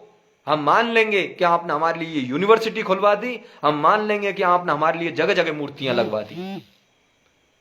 मूर्तियां लगवाने का काम तो हम कटोरा लेकर के भीख मांग करके इस समाज के अंदर और कर्नल साहब की जगह जगह लगवा देंगे, लेकिन प्रक्रियाधीन भर्तियों को मेरे इन युवा साथियों को दे दो।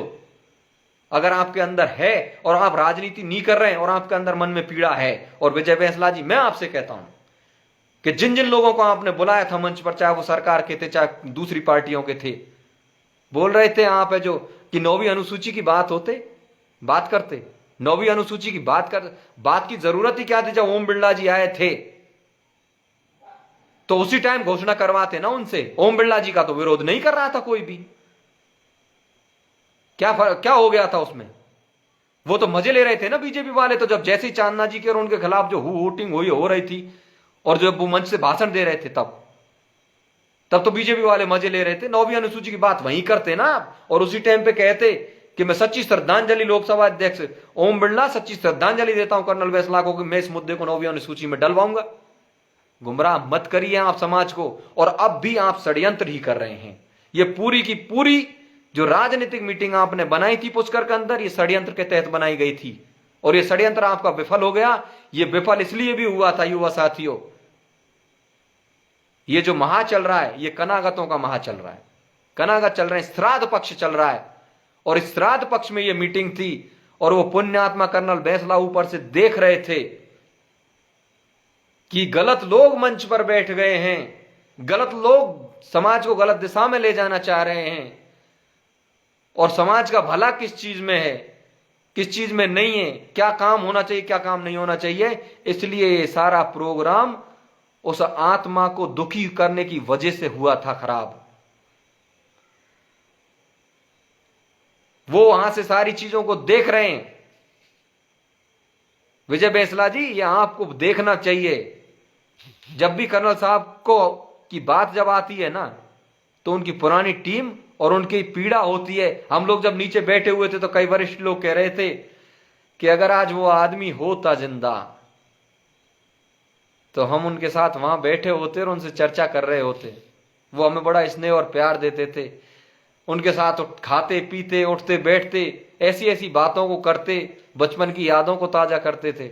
और आज हमारे ये दिन आ गए कि उस मंच की तरफ हम देख भी नहीं सकते। हमारे लिए ये कुर्सियां लगी हुई हैं जहां हम बैठे हुए हैं।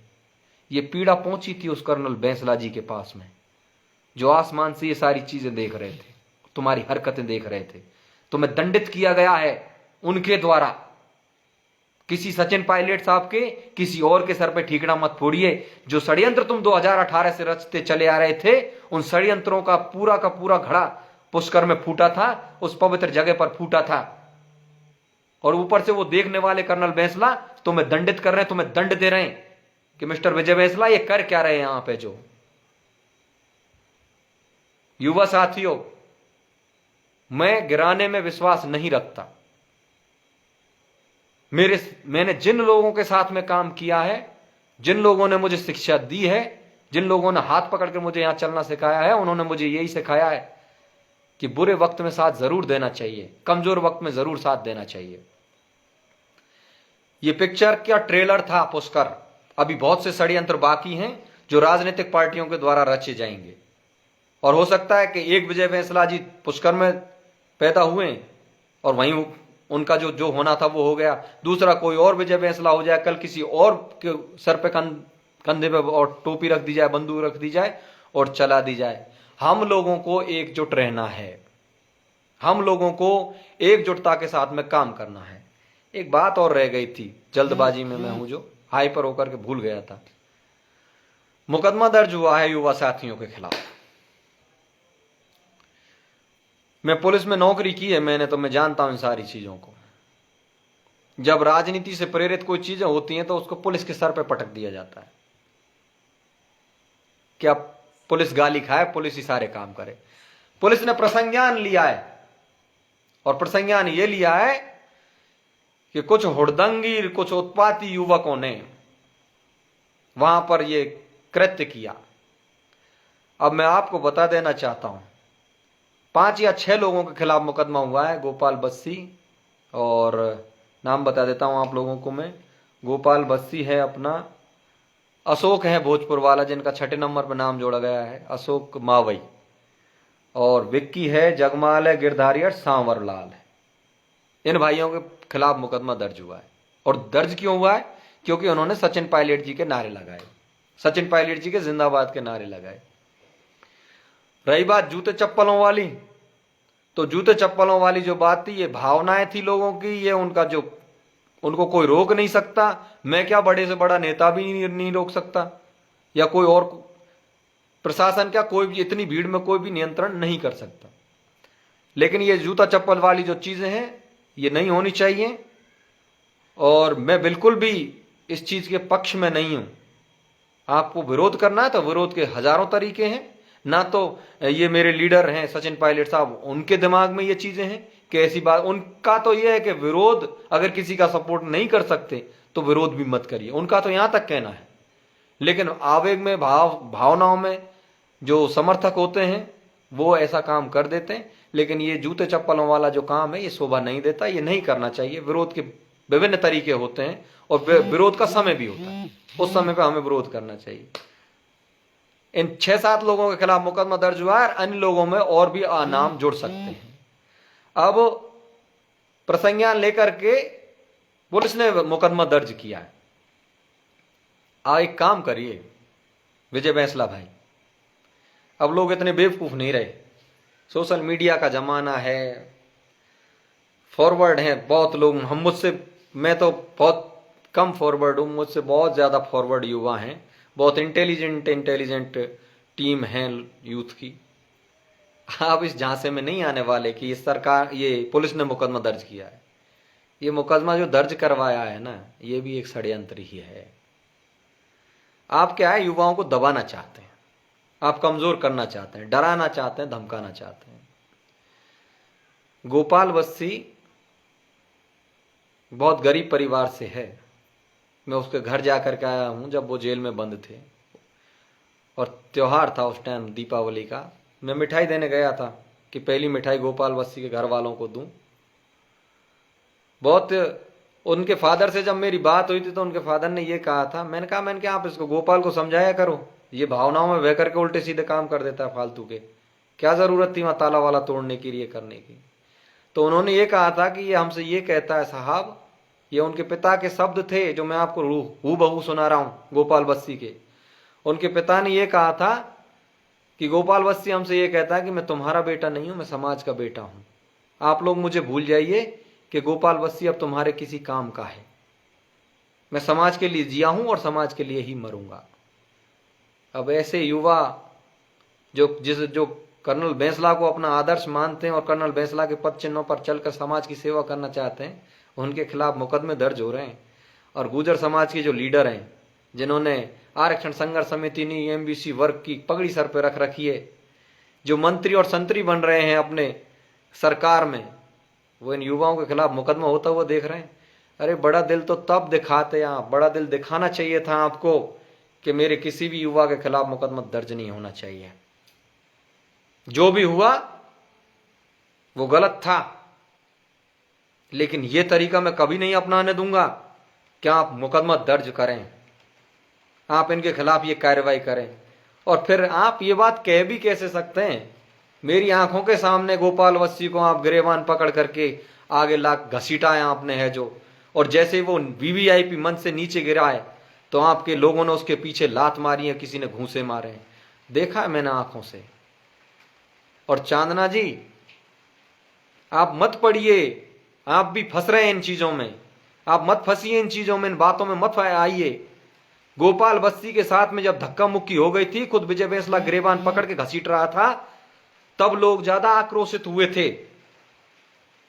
गोपाल बस्सी तो सचिन पायलट का समर्थक नहीं है, वो तो बीजेपी के टिकट से चुनाव लड़ा है, वो तो बीजेपी के चुनाव से 2.5 पंचायत का चुनाव लड़ा है, डायरेक्टरी का। वो तो सतीश पूनिया जी के यहां का जा रहा था, उसको इन्होंने गिरेबान पकड़ करके नीचे पटका था। लोग तभी से उद्वेलित थे, आक्रोश तब से था। आप अपने सर पर क्यों ले रहे हैं इन सारी चीजों को, ये समझ से परे है मेरे। आप अपने ऊपर क्यों भावनाओं में ले रहे हैं कि सारी चीजें मेरे हुटिंग मेरी वजह से की थी, ये फालतू की बात है, मेरी वजह से आई थी। उससे पहले हरदेव पावटा जी, जो पीलूपुरा आंदोलन में इनके खास थे, विजय बैंसला जी के बिल्कुल नजदीकी आदमी, योजनाओं में बनाने में, योजनाओं को मूर्त रूप देने में। जैसे ही वो सतीश पूनिया जी को लेकर के आए थे ना, महावीर लड़ावता ने बदतमीजी की थी उनके साथ में, और ये कहा था गेट आउट यहां से, ये वीवीआईपी लोगों का मंच है, यहां नहीं बैठेंगे आप। जो हरदेव पावटा पीलूपुरा के इस लास्ट आंदोलन में कंधे से कंधे मिलाकर विजय बैंसला का साथ दे रहा था, उसके लिए जगह नहीं थी उस पूरे पांडाल के अंदर, उस पूरी जाजम में। ये चरित्र है विजय बैंसला एंड टीम का, और ये चरित्र कर्नल बैंसला की जूती की भी होड़ नहीं कर सकता, उस जूती से भी मैच नहीं करता। बनने चले हैं बड़े लीडर, कहां से बन पाएंगे आप लोग। ये दो घटनाओं ने माहौल को गरमाया था, चीजों को देख रहे थे लोग। सबसे पहले हरदेव पावटा को बाहर फेंका गया था, उसके बाद में गोपाल बस्सी के साथ में धक्का मुक्की की गई थी, उसको गिरेबान पकड़ के स्वयं विजय बैंसला ने गिरेबान पकड़ी थी मेरे सामने, मैं चश्मदीद गवाह हूं उस बात का। और मैंने विजय बैंसला से यह कहा था, मैंने कि रुको, कार्यक्रम आपका ये कर क्या रहे हैं यहां पे, जो इन सारी चीजों को देखभाल हम कर रहे हैं, रुक जाओ, तसल्ली करो, हम बाहर कर देंगे इन लोगों को। और मैं समझाने गया था गोपाल बस्सी को, मैंने कहा बस बहुत हो गया, आप यहां से खड़े होइए और भीड़ के बीच में चलिए और लोगों को समझाइए। तब तक तो भाईजान ने आकर के गिरेबान पकड़ ली उस बच्चे की। आपको पता है इन पौधों को सींचा है हम लोगों ने, 2016-17 से सवाई माधोपुर की पूरी टीम को पौधे की तरह पानी दिया है इनको हमने, जिनको आप जेल भिजवाना चाहते हो। अरे क्या फर्क पड़ जाएगा, भिजवाओ ना आप जेल, और 10-20 हम जैसे लोगों के भी नाम जोड़ देना, हम भी जाने के लिए तैयार हैं। इतने युवा इकट्ठे कर दूंगा कि जेलें कम पड़ जाएंगी। क्या नामजद मुकदमा दर्ज करवा रहे हो? समाज को समाज की तरह से संचालित करिए, और नहीं है ना कुब्बत तो घर बैठिए अपने। तुम जैसे बहुत नेता आए और बहुत नेता चले गए। कर्नल बैसला का अस्थि विसर्जन था, वहां पर वीआईपी वीवीआईपी कुछ नहीं होना चाहिए था, और स्वयं तुम्हारे स्टेटमेंट थे कि अब के बाद में कोई भी पंचायत होगी, कोई भी मीटिंग होगी, वो समाज की जाजम पर होगी, कोई भी स्टेज नहीं सजेगा। फिर जगह जगह तुम्हारे लिए स्टेज कैसे सज रहे हैं विजय बैसला? खुद के लिए स्टेज सजवाओ और दूसरे लोगों से बोलो नहीं नीचे बैठो। तुम यहां के नरेश हो, राजा हो तुम यहां के। इन लोगों के, इन युवा साथियों के साथ में अगर कुछ गलत हुआ ना तो याद रख लेना, हम कदर करते हैं, इज्जत करते हैं, हम मान सम्मान करते हैं उस पुण्य आत्मा का। इसलिए हाथ भी बांध रखे, पैर भी बांध रखे हम सब लोगों ने। बबरी बांड नहीं हो तुम, महाभारत करवाने की दिशा में आगे मत बढ़िए। कमजोरियां कोई भी नहीं है, और 4 लोग पीछे लेके चलते हो ना, ऐसे 400 लोग पीछे लेके ये सारे ये बच्चे चलते हैं। कुर्ता धोती और टोपियों का पता भी नहीं चलेगा कहां चली गई। बाद में रोना रोते रहोगे, जैसे आज प्रेस कॉन्फ्रेंस की थी, मुझे ऐसा अंदेशा नहीं था, मुझे वैसा अंदेशा नहीं था, इन लोगों को वैसा नहीं करना चाहिए था। अपनी नीतियों में और अपनी प्रवृत्ति प्रकृति में बदलाव लाइए। आए बड़े मठाधीश, कहां चले गए संघर्ष समिति के पुराने साथी? डॉक्टर रूप सिंह जी, भाई साहब राम राम है आपके लिए, आप मेरी लाइव नहीं देख रहे होंगे। अतर सिंह जी वकील साहब चांदनगांव वाले, जैसा खांचा हो वैसे खांचे में सेट मत हुआ करो। जो गलत है डंडा ठोक करके विरोध किया करो। ये मेरे विचार शैली नहीं है, ये मेरे विचार नहीं है, ये उस इंसान के विचार हैं जिनके साथ में हमने 10 साल 15 साल और आप लोगों ने तो ज्यादा काम किया है। कम से कम उन्होंने जो विचार दिए, कम से कम उन्होंने जो ज्ञान और जो शिक्षा दी है ना, उस पर तो डटे रहिए आप। डॉक्टर रूप सिंह जी, कैमरी में आपका अपमान किया गया था, आपको माइक नहीं दिया गया था बोलने के लिए, और फिर भी आप यात्रा में चल रहे थे।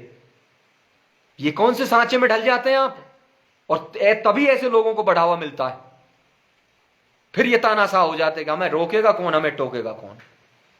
आपकी जो सादगी है ये आपकी कायरता साबित होती है कई जगह पर। अतर सिंह जी वकील साहब, हमने चांदनगांव वाले दिन रात एक कर रहे थे, मेहनत कर रहे थे। क्या मिला जी आपको? हैं? क्या मिल क्या गया? कुछ नहीं मिला भाई जी।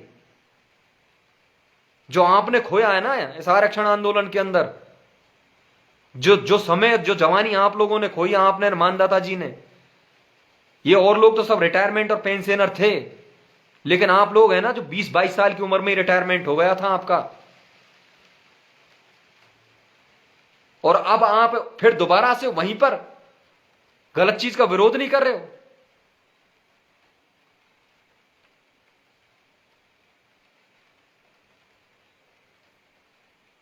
कमाल हो रहा है। जो चल रहा है उसको देखते जा रहे हैं, जो भी हो रहा है उसको भोगते जा रहे हैं। खा जाएगा क्या कोई? मुझे खा जाना, और मैं गलत हूं, मैं गलत हूं, मैं गलत कर रहा हूं तो मुझे जूते मारो आप लोग।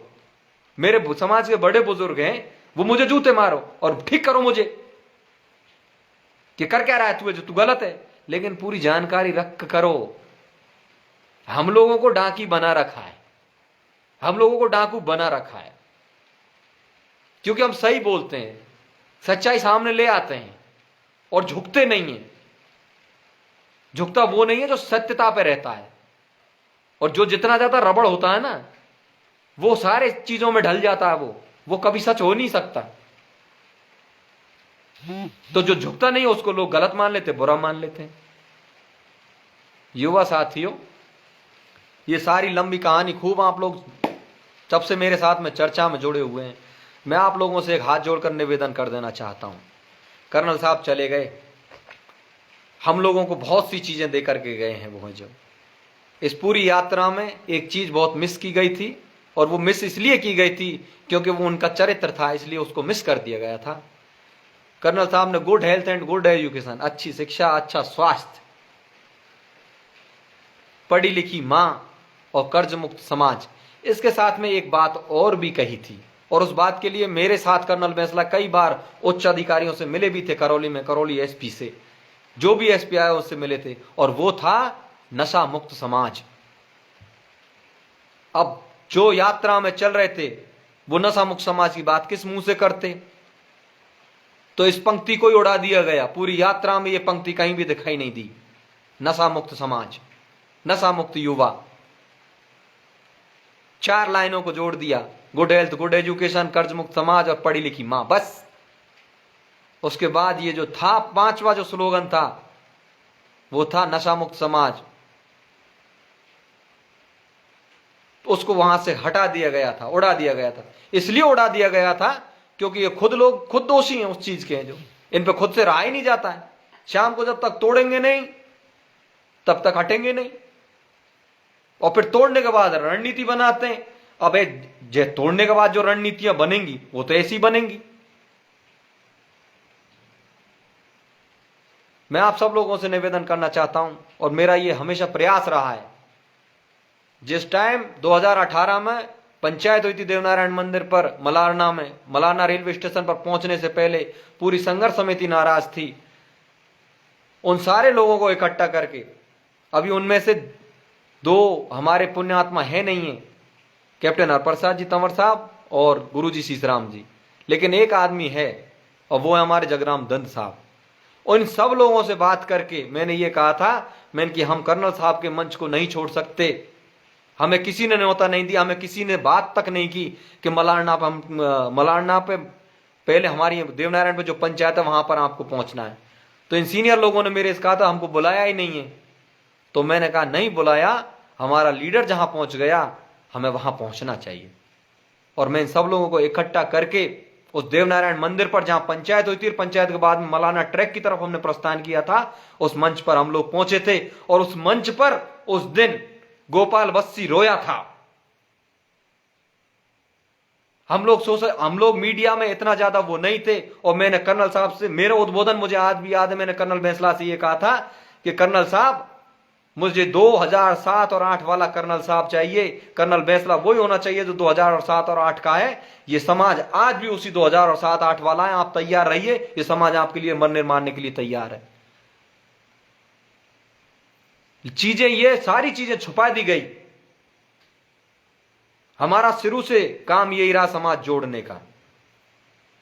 मैं चुनाव लड़ा था, तब भी मैंने पूरे 12 गांव को एक करके, राजनीति में क्यों एक करूं मैं, पार्टी का टिकट ले आता, चल जाता, लड़ जाता, तब भी मैंने पूरे 12 गांव को एक करके कि मेरा समाज एक रहना चाहिए, मेरा परिवार एक रहना चाहिए, सब एक होकर के मुझे चुनाव लड़ना है। तुम मैं लड़ूं तब अच्छा लगूंगा, क्योंकि मुझे जिस सामाजिक नेता के नीचे मैं काम कर रहा हूं उसने समाज जोड़ने का काम सिखाया है, समाज को तोड़ने का नहीं। मेरा घर टूट जाएगा, मेरा 12 गांव टूट जाएगा, तो मैंने सबको एकत्रित करके मैं अकेला चुनाव में मुझे खड़ा किया था 12 गांव ने। मैं चाहता तो मैं लड़ सकता था, बहुत से लोग लड़ते हैं, किसी को इकट्ठा नहीं करते, पार्टी का टिकट ले आते हैं, समाज की मजबूरी होती है, दे देते हैं वोट बेचारे, वो जीत भी जाते हैं। लेकिन मैंने उल्टा किया, पहले इकट्ठा किया, सबको एक किया, एक जाजम पे लेकर के आया, और सब लोगों ने एक राय, एक मत और सहमति से मुझे खड़ा किया। और फिर खड़ा करने के बाद जो मेरे साथ में हुआ आप लोगों को सबको पता है, दूसरे भाई को फिर खड़ा कर दिया, और जहां से खड़ा हुआ, मैं सच बता रहा हूं, मेरे साथ कर्नल साहब से मैंने इस बात का जिक्र किया था मैं अपनी बात ज्यादा लंबी नहीं करूंगा, बोर हो जाते हैं आप सब लोग कि खुद की बक रहा है, लेकिन ये बताना जरूरी है। जब बीमार हो गए थे कर्नल साहब उस टाइम पे, जब मेरा चुनाव था, मैं गया था, मेरे साथ 4-5 लोग चश्मदीद गवाह। मैंने कहा था साहब मैं भी आपका सिपाही, और मेरे खिलाफ लड़ रहा वो भी आपका सिपाही है, और समाज टूट रहा है, हम लोग टूट जाएंगे आपस में। मुझे 12 गांव ने खड़ा कर दिया, मेरी मजबूरी है कि अब मैं कदम पीछे नहीं हटा सकता, नहीं तो लोग ये कहेंगे, 12 गांव ये कहेगा कि यार तुझे खड़ा किया, तुझे मौका दिया था, तू खुद ही पीछे हो गया, तो मैं कदम पीछे नहीं बढ़ा सकता हूं। आप उस भाई को रोक दो। तो कर्नल साहब की वक्तव्य था कि वो नहीं लड़ेगा चुनाव, मैं रोकूंगा उसको, लेकिन मेरा दुर्भाग्य था कि कर्नल साहब बीमार हो गए, उदयपुर में एडमिट हो गए, उनकी आवाज, वो बोल नहीं पा रहे थे ज्यादा, और मैंने उन्हें ज्यादा कष्ट भी नहीं दिया कि मैं अपने खुद की राजनीति के चक्कर में उनको कष्ट दूं, क्योंकि यहां मानने वाला है नहीं, भसड़ फैला दी गई है। तो हम लोगों ने हमेशा से यह काम किया, चाहे संघर्ष समिति रही हो, चाहे समाज रहा हो, चाहे करौली के अंदर समाज रहा हो, चाहे संघर्ष समिति रही हो, चाहे यहां रहा हो, कोशिश ये रही है कि सब लोग एकजुट रहें। हमने एकजुटता पे काम किया, संघर्ष समिति को कभी टूटने नहीं दिया। विजय बैंसला ने सबसे पहले इसी के पर कच्चे उड़ाए, और वो टूट भी गई, क्या फर्क पड़ता, कुछ फर्क नहीं पड़ता। कष्ट पीड़ा ये थी कि जब तक हमारे आदर्श, हमारे साहब बैठे हुए, तब तक हम इनके चरणों में रहें और उनके साथ में काम करते रहें। अब हमें कोई फर्क नहीं पड़ता। विजय बैंसला खूब अपनी डमडमी बजाए, खूब अपनी ढाई पथरिया की थाई ले, कहीं भी पंचायत करें, हमें क्या फर्क पड़ना, और किसी को कोई फर्क नहीं पड़ना चाहिए। सशक्त रहें, मजबूत रहें, एकजुट रहें। हम लोग कर्नल साहब को हमेशा याद करते रहेंगे, कर्नल साहब के नाम को आगे रखते रहेंगे, और इन्हीं के नाम पे एकजुटता बनी रहनी चाहिए। मेरा आप सब लोगों से ये विनम्र आग्रह है। राजनीति चलती रहेगी।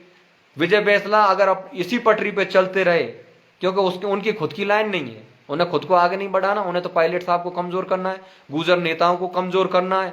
चांदना पे पहले पत्थर फेंकवा दिए, चांदना जी पर पहले पत्थर फेंकवा दिए, वहां पे पीलूपुरा ट्रैक पे जब पहुंच रहे थे उस टाइम पे। अब यहां इस मीटिंग में जो दूसरा नाटक कर दिया, सचिन पायलट को ये कुछ मानते नहीं है। मतलब ये है कि भाई इनसे ज्यादा मठाधीश बड़ा है दुनिया में, गुजर समाज में कोई है भी नहीं है। तो ये अपनी राजनीति खुद चमकाते रहेंगे। एक नया कारनामा और बढ़िया वाला कर दिया, मुकदमा दर्ज करवा दिया गोपाल बस्सी और उन युवा साथियों के यहां पर, और फांसी नहीं होने वाली, फांसी नहीं होगी। पीड़ा होती है कि समाज सेवा का कर्नल साहब के साथ में तन मन धन से बसों में लटक लटक के, जीपों में लटक लटक के जयपुर पहुंचना, आंदोलनों में पहुंचना, जिन युवाओं ने, उनको आज ये इनाम मिला है कि उनको जेल की यात्रा करनी पड़ेगी। हम तो आशीर्वाद समझते हैं, सीधा सा हिसाब है जी, हम ऊपर वाले का आशीर्वाद समझते हैं, कर्नल साहब का आशीर्वाद है। वो जो कर रहे हैं वो आशीर्वाद ही हमारे लिए। अगर हमारे ये युवा साथी जाते हैं जेल, और मैं तो अजमेर पुलिस जहां भी ये दर्ज हुआ मुकदमा, मैं तो ये कह रहा हूं 25, 30, 35 जो ले हैं, जो भी नाम आपको जोड़ने, वो जल्दी से जोड़ दीजिए, आ जाएंगे एक ही दिन। ज्यादा मशक्कत करने की पुलिस को जरूरत भी नहीं है, ना ही कोई भी नहीं भाग रहा। समाज के नेताओं ने समाज के मंच से ही गिरफ्तारी हमको, हमारे खिलाफ या हमारे 2 लोगों के खिलाफ या हमारे युवा साथियों के खिलाफ जो मुकदमा दर्ज करवाया है, तो भागना तो है ही नहीं, ना समाज से भागेंगे ना प्रशासन से भागेंगे। आतंकवादी टेररिस्ट तो है नहीं हम लोग, या हमारे ये जो यूथ है वो। आपको और नाम ऐड करने हैं, जैसे 6 नाम है, अन्य में 20 नाम रखने हैं, 30 नाम रखने हैं, 25 रखने। अजमेर पुलिस उनको बिल्कुल आज ही लिस्ट बना ले, ज्यादा टाइम बर्बाद नहीं करे, दूसरे ही दिन सारे लोग एक ही दिन आ जाएंगे, आपको गिरफ्तारी दे देंगे। निश्चिंत रहिए आप, कोई कहीं नहीं भाग रहा, धरपकड़ करने की भी आवश्यकता नहीं है कहीं पर भी। ये मेरा अधिकांश लोगों के पास हमारे मोबाइल नंबर सब लोगों के हैं। आप जिस दिन कह दोगे ना कि हाँ, आईओ पर, पुलिस पर, प्रशासन पर, कलेक्टर साहब पर किसी पर प्रेशर देने की जरूरत नहीं है। किसी मंत्री को, किसी संतरी को, मुख्यमंत्री को गिरफ्तारी देंगे, बड़े दिल से हक से देंगे। हमें कर्नल साहब ने सिपाही बनाया है जी, कर्नल साहब हमें सिपाही बना कर गए, और सिपाही का काम है लड़ना, सिपाही का काम है कष्ट सहन करना। कष्ट सहेंगे, दर्द भी झेलेंगे, और अपने नेता के लिए अगर जेल जाना हो, क्या फर्क पड़ता है, जाएंगे जेल। मेरे लाइव को देख रहे होंगे वो मेरे युवा साथी, में इन सबसे कहना चाहता हूं, अपने क्या नाम है, गोपाल बस्ती, बेधड़क रहिएगा। अशोक निश्चिंत रहो, विक्की, जगमाल, गिरधारी, सांवरलाल और अन्य जितने भी 20-30 मेरे युवा साथी हैं, निश्चिंत रहें। यहां पे जो आपके पीछे पूरा समाज खड़ा हुआ है, सच्चाई सबको दिखाई दे रही है। आपकी जेल की यात्रा नहीं है, यह आपकी भविष्य की यात्रा है। जो षड्यंत्र रच कर करके नेता बन सकते हैं, जो समाज को तोड़ करके नेता बन सकते हैं, जो संघर्ष समिति को विघटित करके नेता बन सकते हैं, जो कर्नल साहब को सिद्धांतों की बलि दे करके नेता बन सकते हैं, तो आप तो कर्नल साहब के लिए, सचिन पायलट साहब के लिए, इस समाज के लिए जेल जा रहे हो, मुकदमे झेल रहे हो। आपको कोई आगे बढ़ने से नहीं रोक सकता, और जो रोकेगा वो खुद मरेगा। बहुत बहुत धन्यवाद आप सभी युवा साथियों का। वैसे अभी कोई बात ऐसी रही नहीं। मैं लास्ट एंड फाइनली चांदना जी से यह मैसेजिंग करना चाहता हूं कि चांदना जी, आप भावनात्मक तौर पे, मुझे पता है मैं आपसे बहुत ज्यादा घुला मिला हूं और मैं आपको बड़े अच्छे से जानता भी हूं। आप भी हमारी तरह भावनात्मक रूप से भावनाओं में बहने वाले व्यक्ति हैं और आप बड़े उच्च पद पर हो, और हो सकता है कि आपको अपनी वो दिखाई देती हो, कुछ राजनीतिक ऊंचाइयां दिखाई देती हो या कुछ और दिखाई देती हो, लेकिन मैं आपको एक सलाह दे देता हूं। उम्र में मैं आपसे बड़ा हूं, तो एक छोटी सी सलाह आप मेरे से मान लीजिए कि जिस आदमी का समाज में कुछ दर्जा नहीं रहता है ना, जो आदमी समाज में अपने आप को गिरा देता है, फिर वो दुनिया में कहीं नहीं उठ पाता। ये जो मुकदमा हुआ है, ये समाज के जिन युवाओं के खिलाफ हुआ है, ये बहुत गलत हुआ है। इसकी जितनी निंदा की जाए उतना कम है, और आप इस पचड़े में ना पड़े तो बेहतर होगा। और मैं तो आखिरी बार सलाह दे रहा हूं, मेरे चुनाव के बाद में ना मैं आपसे मिला, ना मैं जुला, ना मैं शायद मिल पाऊंगा, ना जुल पाऊंगा। कहीं आपस में कोई टकराट हो जाए, मुलाकात हो जाए, वो एक अलग बात है।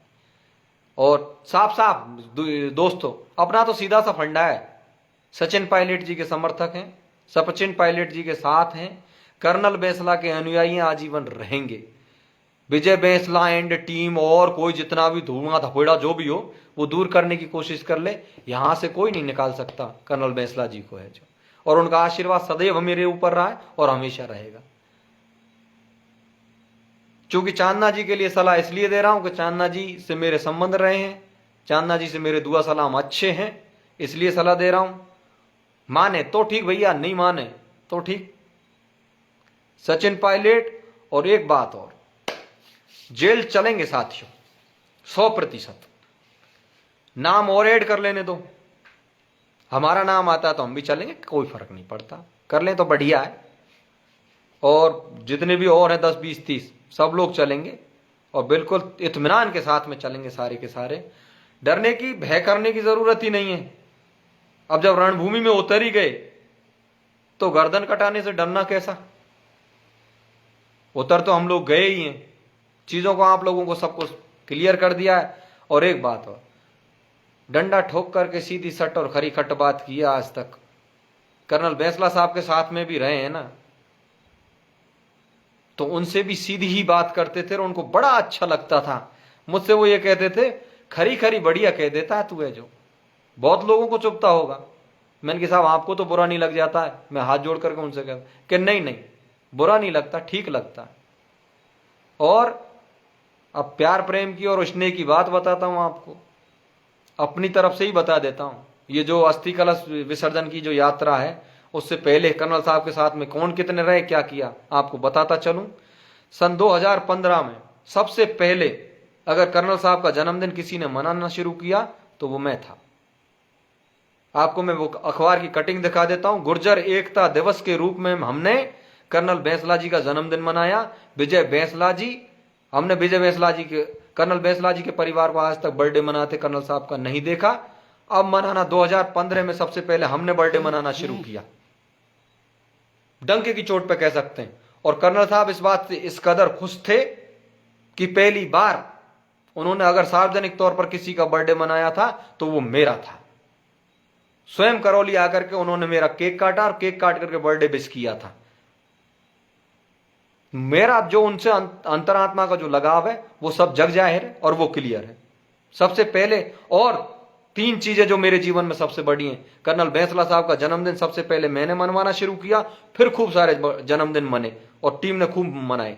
दूसरा, कर्नल बैंसला ने अगर किसी का सबसे पहले जन्मदिन मनाया सार्वजनिक तौर पर, वो मेरा था संघर्ष समिति में, वो मैं आपको उसकी वीडियो भी बता सकता हूं। और तीसरा, अगर कर्नल साहब सबसे पहले लाइव किसी के फेसबुक पर आए थे या सोशल मीडिया पर आए थे, वो मेरी पर आए थे, और इसीलिए उन्होंने मुझे प्रदेश का सोशल मीडिया प्रभारी बनाया था।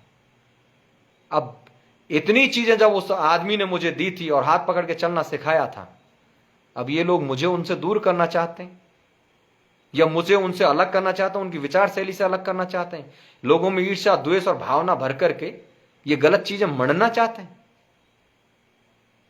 ये कभी नहीं हो सकता और ना कभी होगा। आप सभी युवा साथियों का बहुत बहुत धन्यवाद।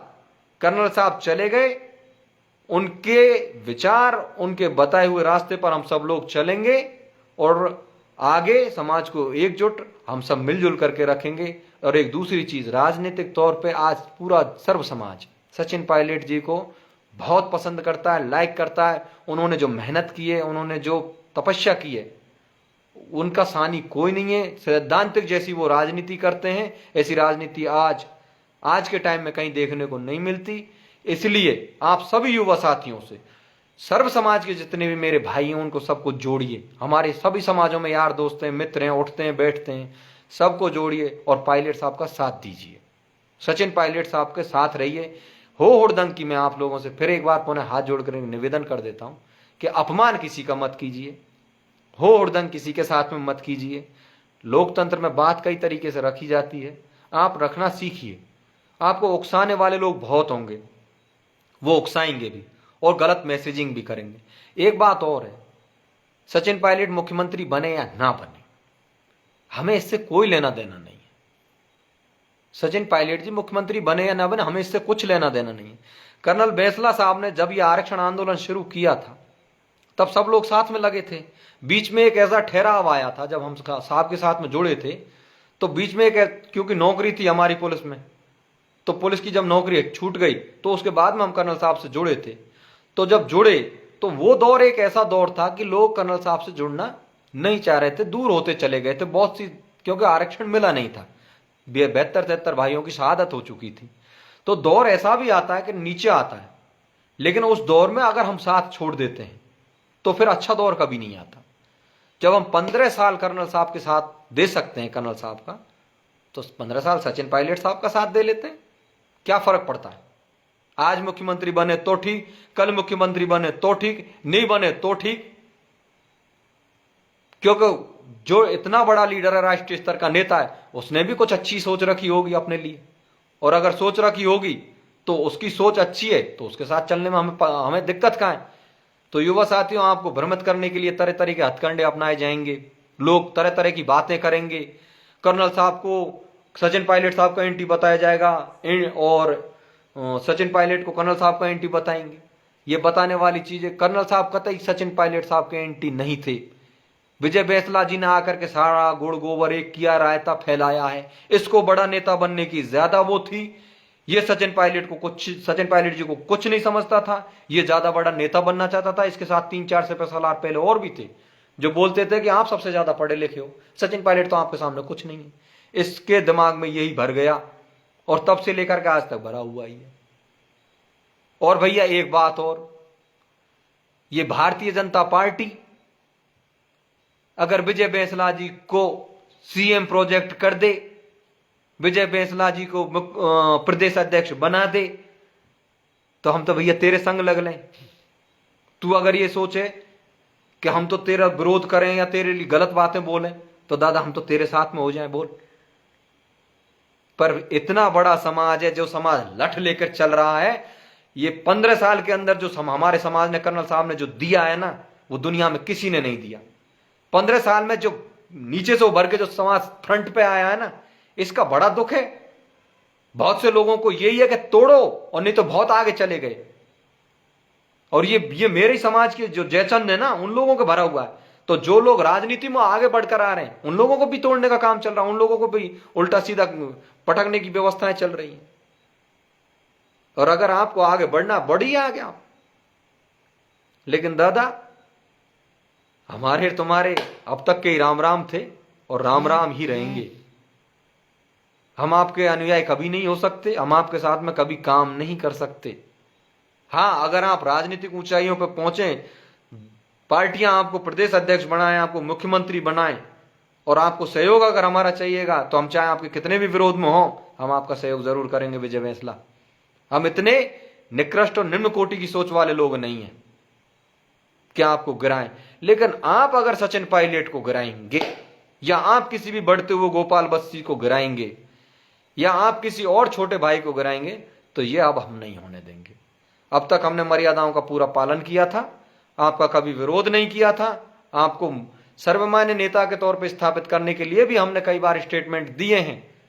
लेकिन ना, आप इस लायक नहीं हो, आप इस काम को आगे नहीं बढ़ा पाओगे।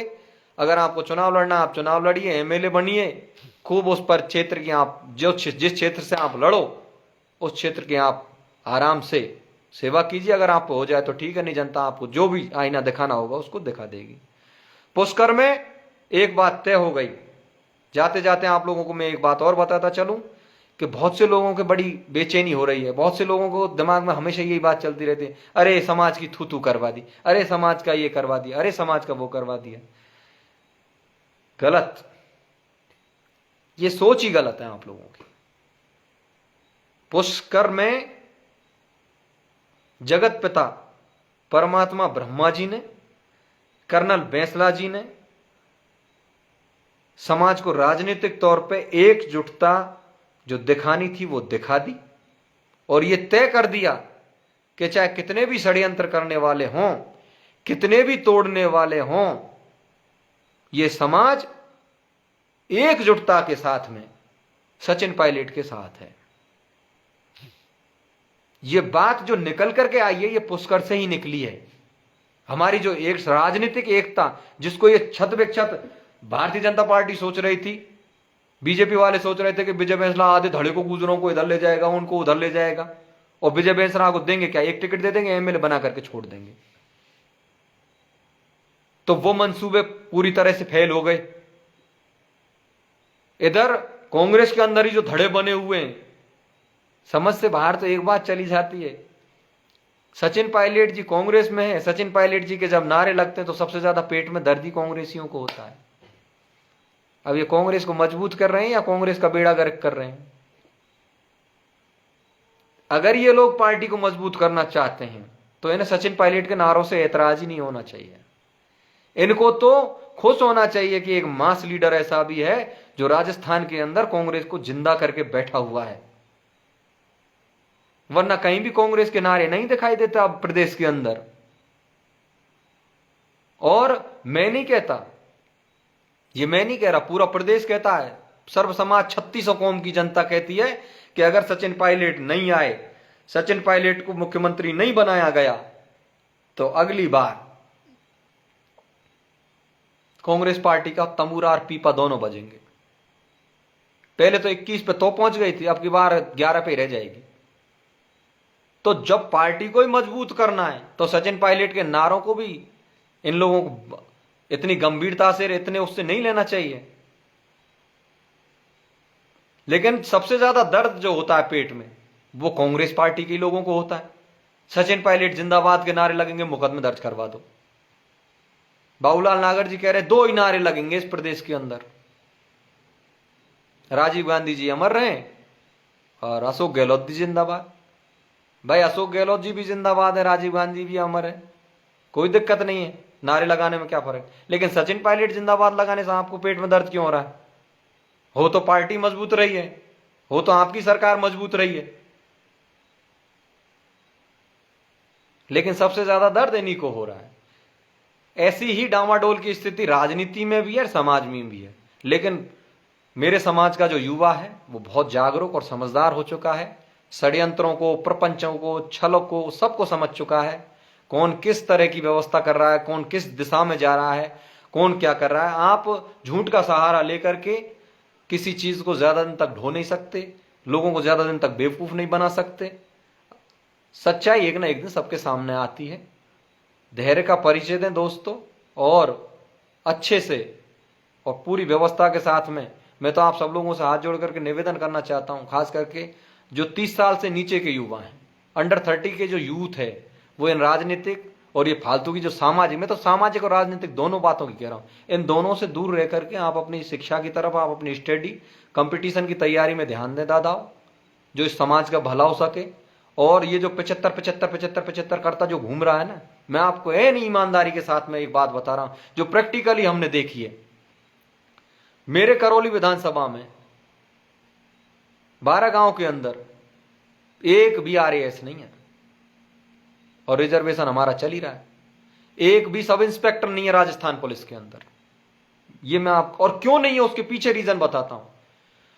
अगर मेरे यहां 1957 में हमारे आदरणीय शिवचरण सिंह जी धाबाई आईएएस होते, आरएएस होते, अगर हमारे हंसराम बाबा आईएएस और आरएएस होते, तो मैं ईमानदारी के साथ मैं आपसे कहता हूं और दावे के साथ मैं कह रहा हूं, इस 12 गांव से, इस करौली जिले से गुजरों के कम से कम 15 या 20 आईएएस और 50 आरएएस होते। लेकिन वो राजनीति में चले गए तो यहां राजनेता ही राजनेता पैदा हो रहे। हर घर में 4-4, 5-5 नेता ही नेता दिखाई दे रहे हैं।